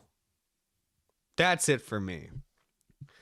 Fundraisers are 100% an act of trust. You only complain if the funds aren't used for the project. Don't trust, don't donate. Easy. Duke never donated. If the funds were for the stream, what's his problem? Professional, man. Thanks for doxing me. Appreciate it. Yeah, they have a 6% sales tax up to 8% depending on location, depending on local taxes. Still isn't bad and better than what TI was when I lived there. Oh no. Duke leaves me alone in this video that's directed directly at me and goes back to bullying Minmax once more. He returns to the point that Minmax could be wasting the money for Season 2. For context, one of Duke's most absurd points is that if Season 2 of Minmax doesn't happen, then the thousands of dollars that they saved to make Season 2 happen would be wasted. Do you not understand that? 47 has a potential to never be used if season 2 doesn't. He is the arbiter of the D&D community. Self-imposed. Yeah. He is the self-champion of D&D. Happen. Duke claims season 2 won't happen based on nothing but speculation. And, well, I feel like I don't even really need to disprove Duke's claim here because he kind of does the work for me. Yeah, for anyone with more than 2 brain cells bouncing around their head, that would be obvious. As someone who is the proud owner of having 2 brain cells. Sure? You really sure, Duke? I've seen dogs with more brain cells. I've seen pit bulls with more brain cells, okay? And let me tell you, the pit bulls that I've interacted with, they only got 2 things on their mind, and it switches between, okay? They either got cuddles on their mind or food. Cuddles or food. That's really pit bulls' only 2 modes. And then they switch out one of those for sleepy. Okay? But he's got less brain capacity than a pit bull. Okay. I think he's got half a cell. Let's check. I used 1 brain cell to understand their reasoning by saving them money for future seasons, and I used the other brain cell to ask the question on, what if season 1 doesn't do well? That... Duke. I know. I already said this in my original reaction to Duke's response video. But Duke, the money is saved back in case season 1 doesn't do well. Because they want to do a season 2 regardless of the numbers. The only thing that would hypothetically stop them from a season 2 or a season 3 is money. And so they have the money set back for it. It's that fucking simple, Duke. Question has not been addressed by the producers and is a possible outcome because what does happen to $47,000 of donations? You even showed it in your clip when they say, but that's not the case. We held it back in case season 1 doesn't do well. We are guaranteed another season, and I think right fucking there. They said it right fucking there, Duke. Right fucking there. They say that they're guaranteed a season 2. Another season after that. There is no guarantee. And then, yeah, they said right there, another season after that. They even stated they want to do a season 3 in their vid, you dumb sob. Exactly. That future seasons will happen. Duke, you can't play a clip of them saying, how do you play? I'm sorry, Crispy. I know I'm kind of stealing your point here, but I just want to go on a rant for a second. How the fuck do you play a clip that says that they're guaranteed a second season and a 3rd season, and then go, we don't know if it's happening. We don't know if it's happening. I own a pit bull way smarter than Duke, lol. Aww. 2 brain cells competing for 3rd place. Yeah. They have the money. They're guaranteed more seasons and are not asking for more money. Exactly. Fucking exactly. I can't get over the fact that he showed them later seasons are guaranteed after asking, what if season 1 doesn't do well? But guys, what if season 1 doesn't do well? we are guaranteed a season 2. There's something coming up that makes Duke worse than his claims against Minmax. Ooh, you're spicing this up. You're spicing this up. You're hyping this up. I'm excited for it. Okay. And then, without any evidence, say, season 2 is not guaranteed. What the hell? Look, I will... By the way, guys, this is the point of the live stream where I do ask you guys, hit that like button, subscribe if you're new to the channel, ring the bell for all notifications, and if you're feeling extra generous, become a member today for just $1, and it supports the channel. You get a shout out at the end of every live stream and exclusive members only content. Give Duke this. Technically, he is correct. Season 2 of Minmax. I'm gonna hit this one.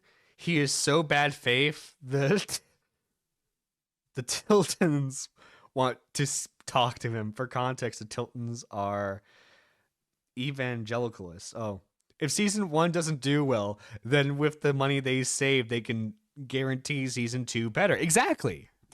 min-maxed is not truly guaranteed. I mean, an asteroid could strike the planet and wipe humanity from the face of the Earth. Netanyahu and Orange Julius could start a nuclear war that wipes out all of civilization. Technically, nothing is guaranteed in this cold and cruel universe. $1 million can just rain on down on me at this very moment. I'm not gonna lie, I was really hoping that would happen. It hasn't happened, and now I'm sad.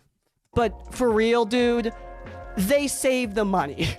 Duke does try to pull a gotcha here by playing an old clip from their budgeting video from, mind you, before they started filming season 1 of Minmaxed. And they even stated in their budget video. And that means we're hoping that, I mean, the money we've got here will easily do 2 more seasons. For if sure. everything goes well. I mean, if everything you goes well. automatically get 3 seasons of Automatically Minmax. 3 seasons, assuming everything goes well and the thing explodes. Yeah. But, no. Okay, fine. But maybe more. Duke, it's a little lost in translation because Megan and David are kind of talking over each other. What he's saying is that if the thing explodes, you'll get more. Did you hear that at the end? They're guaranteed 2 and 3. And episode 1 got 1 million views, over 1 million views. I'm just saying, it might have blown up. It might have went viral, you know. And if the thing explodes, don't jinx it, maybe more. I mean, the money we've got here will easily do 2 more seasons. For if sure. everything goes well. I If mean, everything you goes well. automatically get 3 seasons of Automatically Minmax. 3 seasons. But maybe more. Does this guy have the listening comprehension of his baby child? Like, what the fuck? Also, if you're wondering about the uncertain language being used here in general, it can also be explained by the fact that this is obviously much earlier in development. They haven't even filmed season 1 yet. They have no idea what's going to happen. Things could go catastrophically wrong, so they're just being a bit more cautious in their language and more honest with their audience. Duke weaponizes that audience to frame them as frauds, which is just... it is so blatantly malicious. Like, at this point, Duke isn't stupid. He's doing this intentionally. But... still, he's also stupid because listen to this line. To give an example on how future seasons are determined, what happens if a TV series doesn't perform well? Guys, Duke, I don't know if you know this or not, but a bunch of content creators getting together to do a D&D session is different than a TV show. We're not dealing with House of the Dragons. We're not dealing with Daredevil Born Again. We're not dealing with Breaking Bad. This is content creators getting together to have a fun D&D session. And you're like, well, you know, they say a season 2 can happen of Knights of the Seven Kingdom, but we're not guaranteed a season 2. This is not a TV production, Duke. Stop acting like it is. In their first season. It's usually canceled because there weren't enough people watching and supporting it. And even though the TV series might have had the funding for future seasons, it doesn't change the fact that the demand isn't. Do I need to explain to a grown-ass man the difference between a YouTube and a TV? It appears you do. It appears we do. This isn't Punisher, bud. Comparing a crowdfunded YouTube series to a multi-million dollar media company is so dumb. It's so fucking dumb. Look, if the Minmax crew were shown to be thieves in the past who've defrauded multiple Kickstarter campaigns, then sure, this... Guess what? The second that it's shown that these guys are misappropriating funds, I'll talk about it. Because, dude, scammers and fraudsters need to be brought to light and they need to be made fun of. They haven't shown that they're scammers. They haven't shown that one fucking bit. This would be a valid question. He needs to get sand out of his vagina. Vagina. But they're not. In fact, they've been incredibly transparent about the money, and they said season 2 was gonna happen, man. If season 2 doesn't happen, you can then crash out about it. But until then, Duke, do the world a favor, save us from your irritating ass voice, and shut the fuck up. Now, after this, Duke goes on to skip even. Yeah, bro acts like the IRS breathing down the necks of TV production, talking about a beloved YouTube group project. More sections of my video, and in case you're wondering, no, these are not addressed in his dogshit Google document. Duke skips over the portion of my video and Minmax's video where they talk about how they were trapped in a massive ice storm that severely hampered their production possibilities. Duke also skips out on the part of my video where I point out that the Minmax crew have families and lives and other priorities, and they couldn't dedicate to a longer filming schedule like Duke wanted. Duke actually skips over like a lot of my videos, and despite the fact that he said he'd be addressing all of my points and following along, he is very much failing to do that. And damn, we're not even close to done. Duke then Let's see. Nope, we got 19 minutes up to this video, chat. gets on to possibly the most painful part of his video, and that is the section where he's analyzing the timeline of the GoFundMe. So let's establish some facts here. Minmax wanted to raise money so that they could afford to fly everyone out and play a D&D game. When they realized they were going to pass their initial $10,000 goal very quickly, they upped the goal to $20,000 and upped their ambitions a bit. But they realized after only a few hours that, yeah, this was going way past $25,000, it was reaching up to $100,000, and after 4 days, they decided to close the GoFundMe early. David made an announcement saying, hey, we're closing in a few hours, and then closed it at midnight. Yo, thank you for subscribing. I think that that's a reasonable series of events. Duke thinks it's evidence of some kind of gross wrongdoing. No, yeah, like he's accusing them. Basically, what he's accusing them of is milking the GoFundMe money as much as possible. But if that was the case, right? If that was the case where they were just like milking as much money as humanly possible, then they would have kept the GoFundMe up the entire fucking time? Would they not? Would they not just like keep the money indefinitely? I feel like they would do that. They would keep the money indefinitely. Now, Duke does have another problem with me, and that is that I said the Minmax crew never won $100,000. He disproves me with this. Confused about is why you didn't show your audience the clip of them stating that. There's a phrase they use that makes their entire statement untrue, as well as the statements you just made. So just so your audience still receives the facts on what you state you get for them, here is what the producer said about handling the GoFundMe. One of the things he says in the comments that we should have ended the GoFundMe sooner because we blew our budget out of the water. And it was live for less than a week. We ended it while we were away at Thanksgiving with our families. We set this thing up, and we originally had a goal of 10K just to buy plane tickets, and then we modified the goal to 20 when we saw we might hit that. And then we kind of didn't look at it, and it exploded. And we actually ended it, I think, within 4 days because we didn't want a ballooning budget. So, Duke, are you like stupid and deaf too? They clearly say in that video that they wanted $10,000 to $20,000. How is to cover costs? You think Duke would be familiar with continuing on with a YouTube project despite little to no support or funding? You think he would relate? that disprove my claim that they didn't want $100,000. What the hell? Now, Duke actually has some supporting evidence. He goes through all the clips of the Minmax crew expressing their gratitude for their community support and microanalyzes the timeline of every single one of them. It's... But $100,000, they would have closed the GoFundMe when they posted their thank you video displaying $88,000. Instead, they left it He's constantly contradicting himself with every point he is. open and ran another advertisement. To me, that doesn't sound like a creator. $20,000 in 3 hours and $25,000 in just 4 hours. Again, as a creator, if there was money coming in that fast into a project that I was passionate about, I know I wouldn't just forget to look at it, but instead be monitoring it, which is what the producers did. And I know they did because other talent are part of Minmax and the producers themselves posting these videos. So that's pretty crazy. I love, and you see, this is a thing. He doesn't call them other. He keeps calling them producers, talent. Again, Duke, this is not a TV production. This is a group of content creators collaborating together to make a D&D channel. Quit calling them talent. Quit calling them producers. Because this is not a TV production. This is a group of YouTubers getting together and making a YouTube channel. Talent, the fuck? Crazy. Hey, you guys.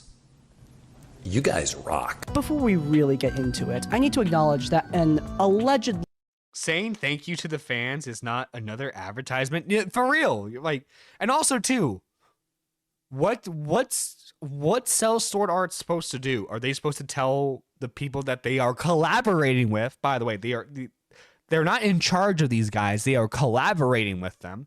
Are they supposed to tell them, no, you're not allowed to make videos on the GoFundMe succeeding? Are they not allowed to do that, Duke?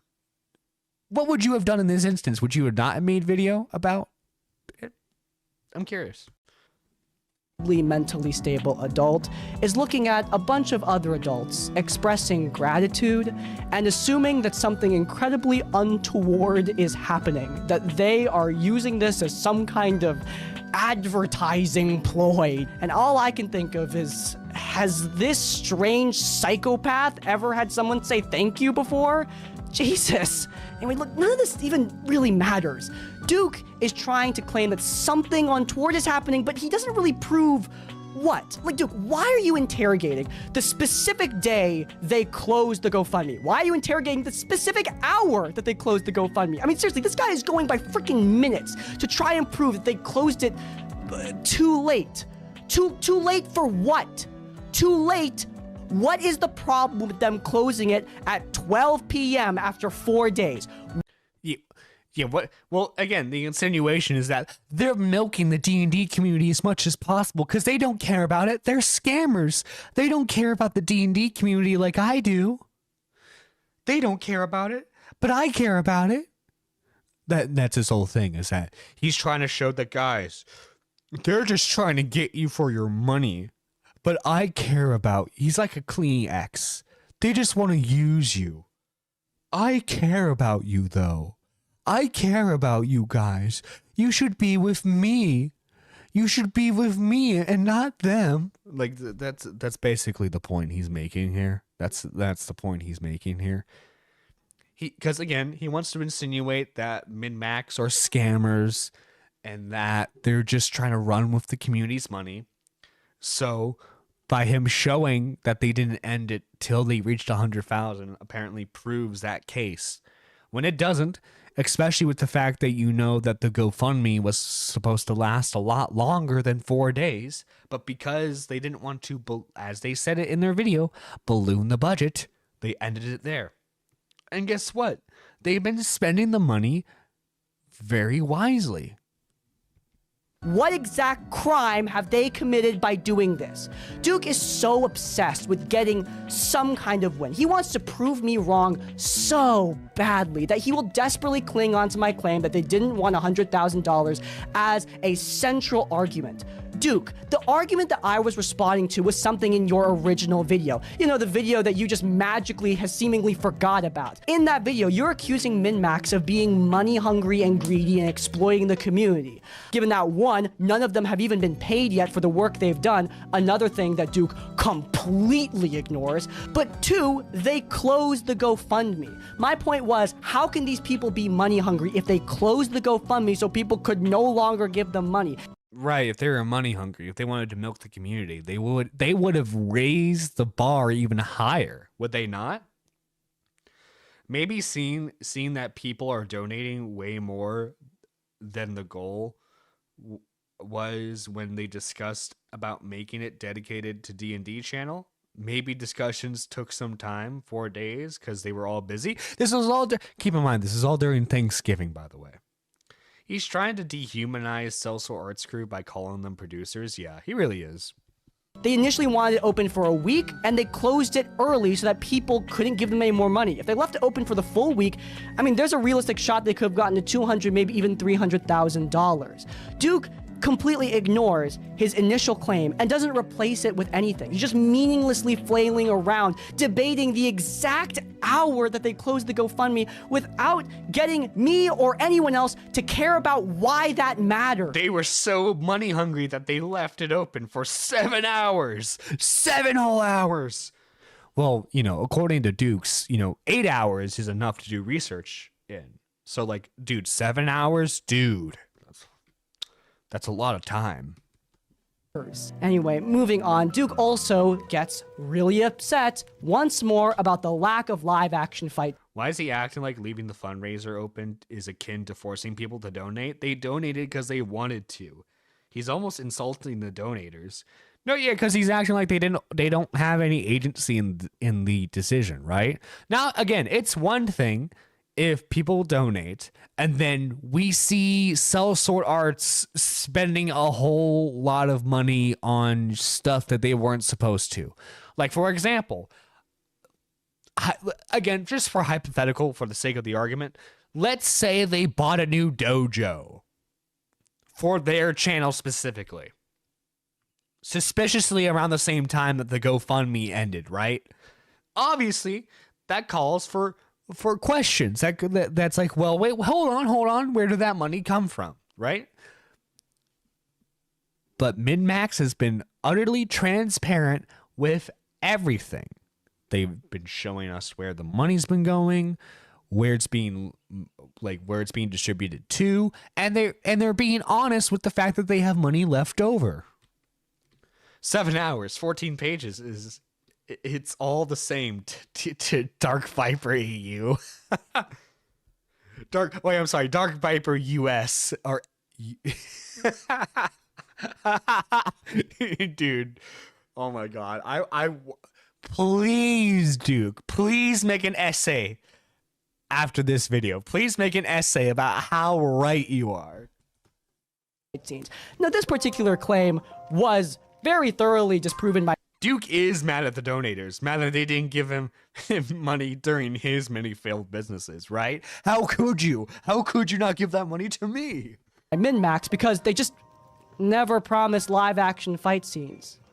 Duke, though, he puts his investigative goggles back on. It went so well for him all these previous times, so let's see what he does this time. He found in his investigation that they set up microphones meant for the cast to be moving around. We have the soundboard that connects all of their lapel microphones together to record everyone's voice at the same time, but still allow those yahoos to get up and walk around and do their acrobatics and whatnot and still be able to hear them. They bought the mics as well so the tech guy can still hear them when they do their acrobatics, but they're saying that they never promised live action because they never promised live action, but if they're still able to do live action, they want to do live action. You see how that works, Duke?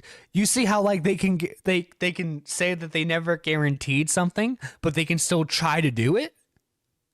Crazy, I know.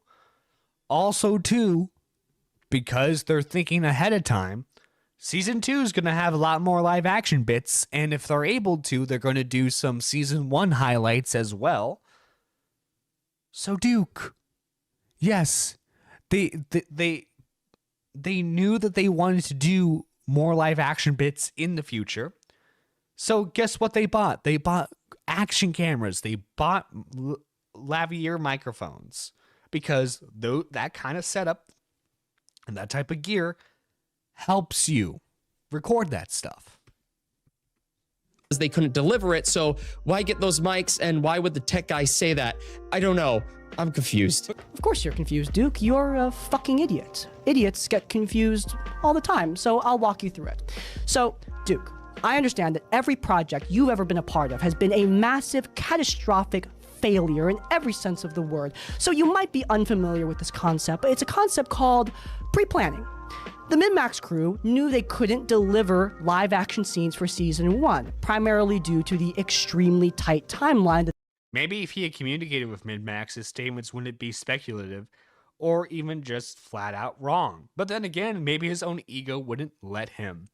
Well, I bet you after they revealed that he was trying to get on their payroll by trying to like become a producer for them, I bet you he got fucking embarrassed and doesn't want to fucking message them at all from now on. That they were working under. Despite what Duke believes, no, you cannot coordinate complex live action fight scenes in only 3 days. It would be impossible. So they planned those for season 2. Whoa, mind-blowing. As part of their planning, they've clearly Oh, we're getting close to the point you've been hyping up? Okay. Set up their microphones to prepare for that eventuality. Like, okay, let's say they set up the microphones and we're getting ready for live action fight scenes for season 1 and they canceled it last minute.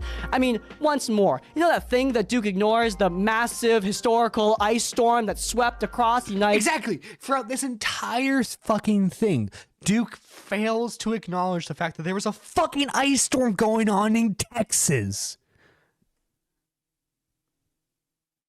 Producer and sole director according to his job application, right? No, yeah, because he wanted them to move all filming and production to his place. But yeah, he's refusing to acknowledge the fact that there was a fucking ice storm in Texas going on when they were trying to film this. States of America. Yeah, I think that's a pretty compelling reason as to why they couldn't do those live action fight scenes. In case Duke forgot, even the indoors were freezing cold because it's a warehouse, you idiot. It doesn't have the same heating as a small ass little house like the one that you live in. Duke also goes on to show off all these clips of the Minmax crew doing their normal thing. Like, performing fight choreography for the camera is their normal content. And to get ready for also, too, performing when it's just you or like one other person, planning choreography is a lot easier than if it's a group of, let's say, 5 to 6 people. Not counting like their like enemies, because you know they would have to fight like enemies too, you know.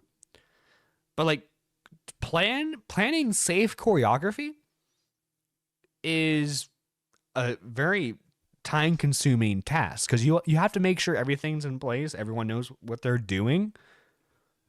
Yeah, these are martial arts YouTubers who specialize in weapons. Yeah, they're gonna have videos of them performing their stunts by themselves. For the show, they did some fight choreography for the camera.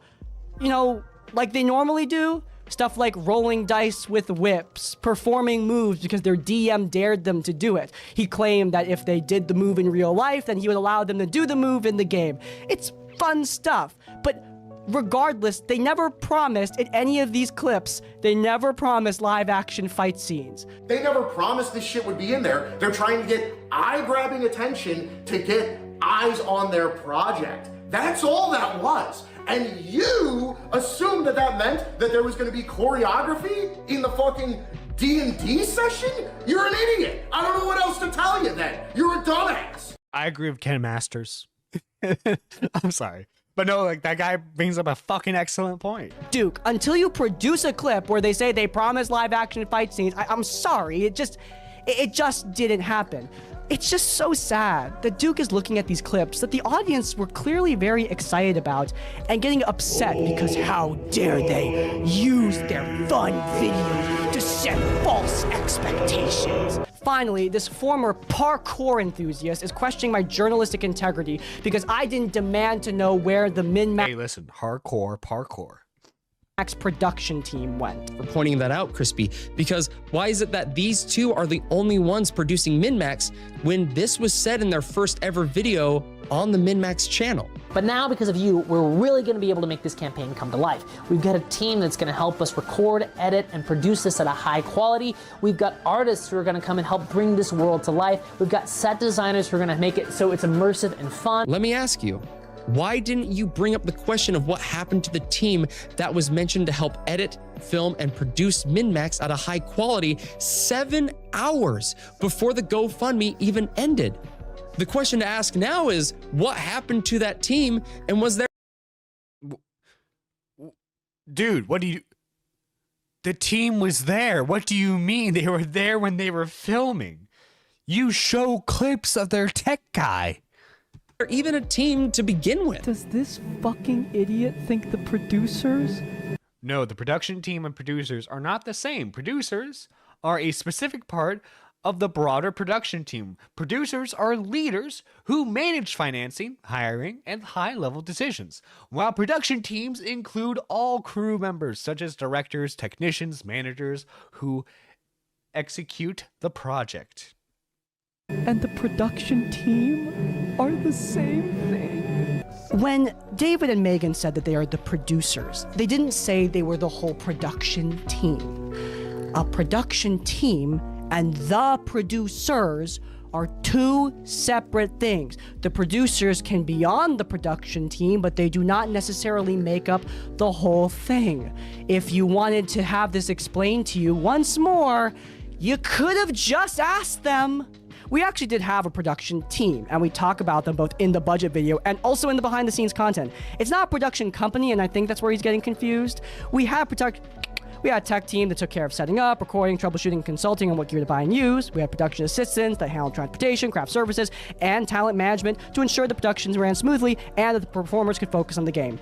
But no, we never paid for a production company, we never intended to. The role of a producer is a complicated one, and they often have some help, but they are still the sole producers of Minmax. Unless you want to get mad at, like, the water boy who's ferrying their— How fucking dare he?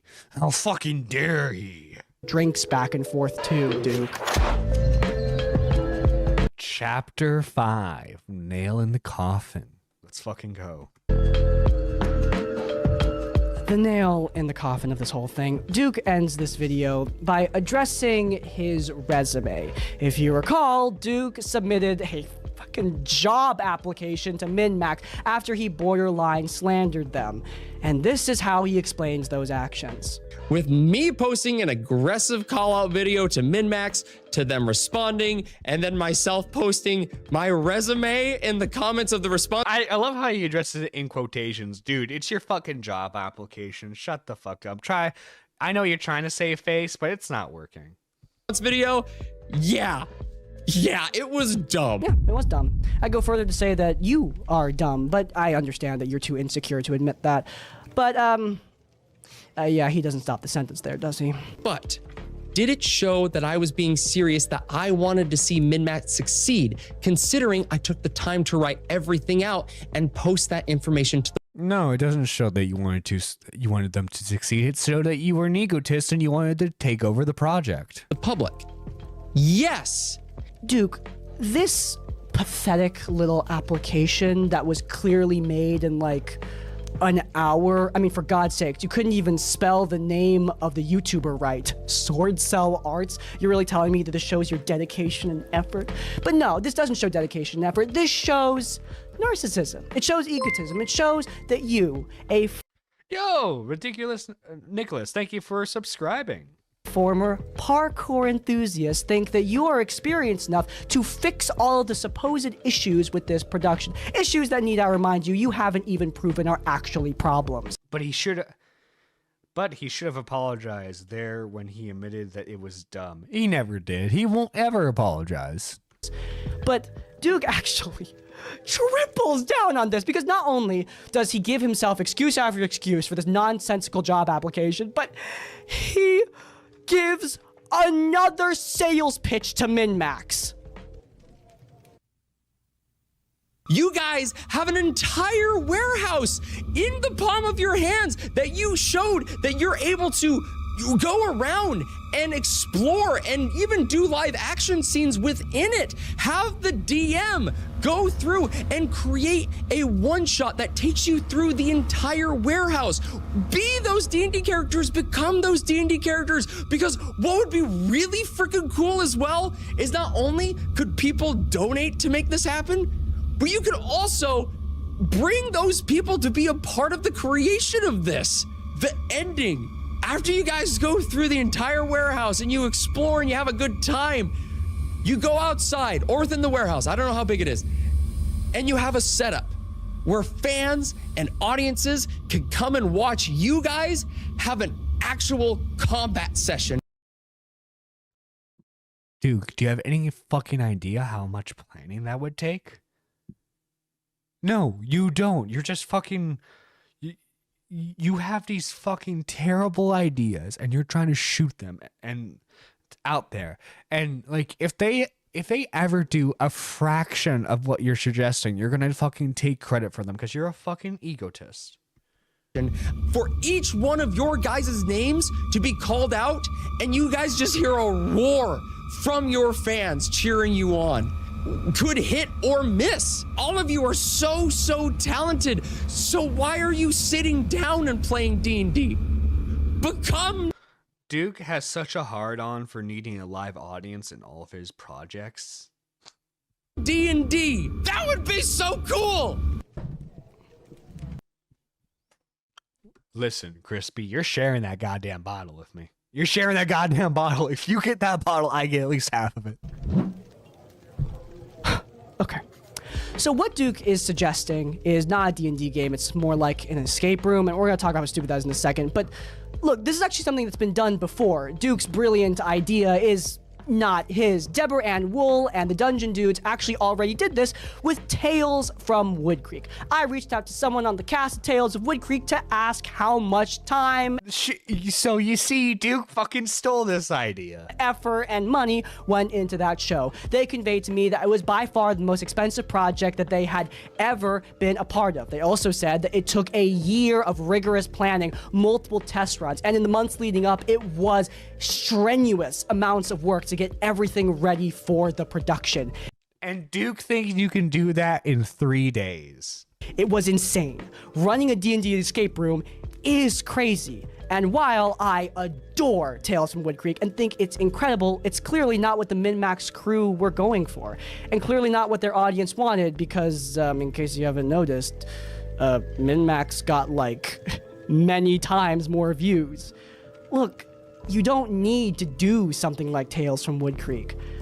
Playing a D&D game is just fine. It's what people wanted.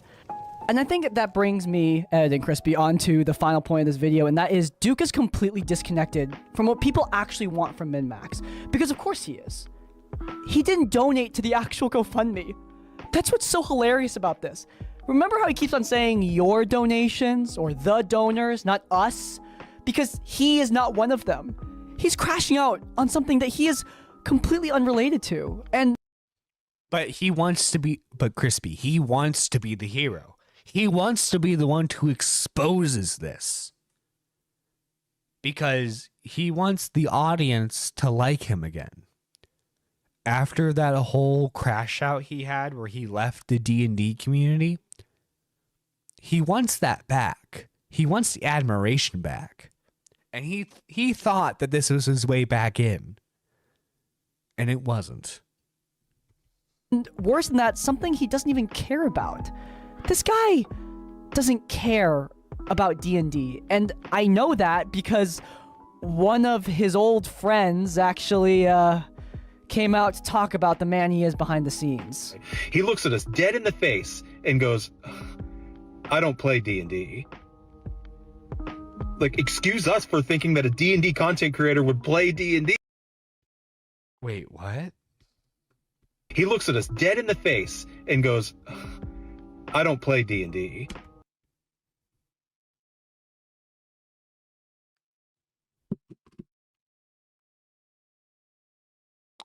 I'm sorry, what? You don't play D&D? And you were a part of the D&D community?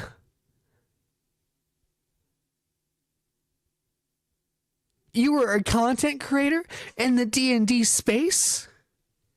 And you didn't play D&D?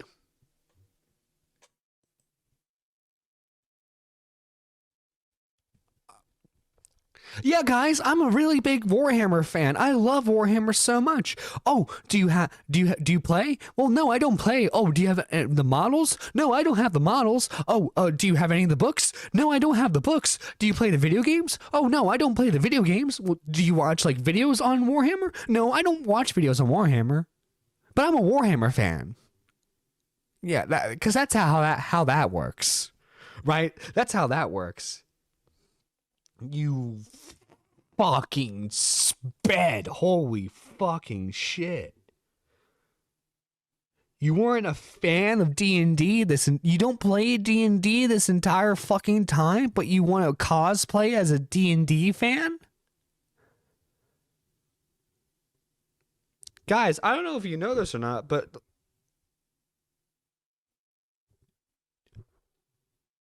in order to be a fan of D&D, you kind of have to play the game, or at the very least, like, follow the lore.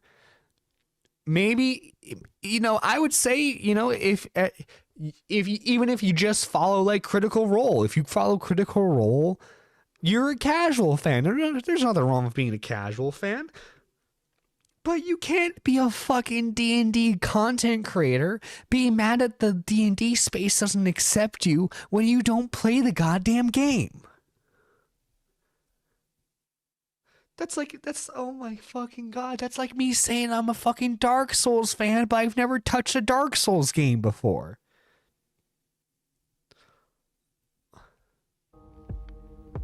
Like, excuse us for thinking that a D&D content creator would play D&D. Like, he got the idea from his wife. He was a YouTube Shorts comedian. Like, he was trying to make it big on comedian is a stretch, by the way. YouTube Shorts. His goal was to make it big as a YouTube Shorts creator, as like a YouTube creator. And his wife suggested that he try D&D and use that. Duke isn't part of this community.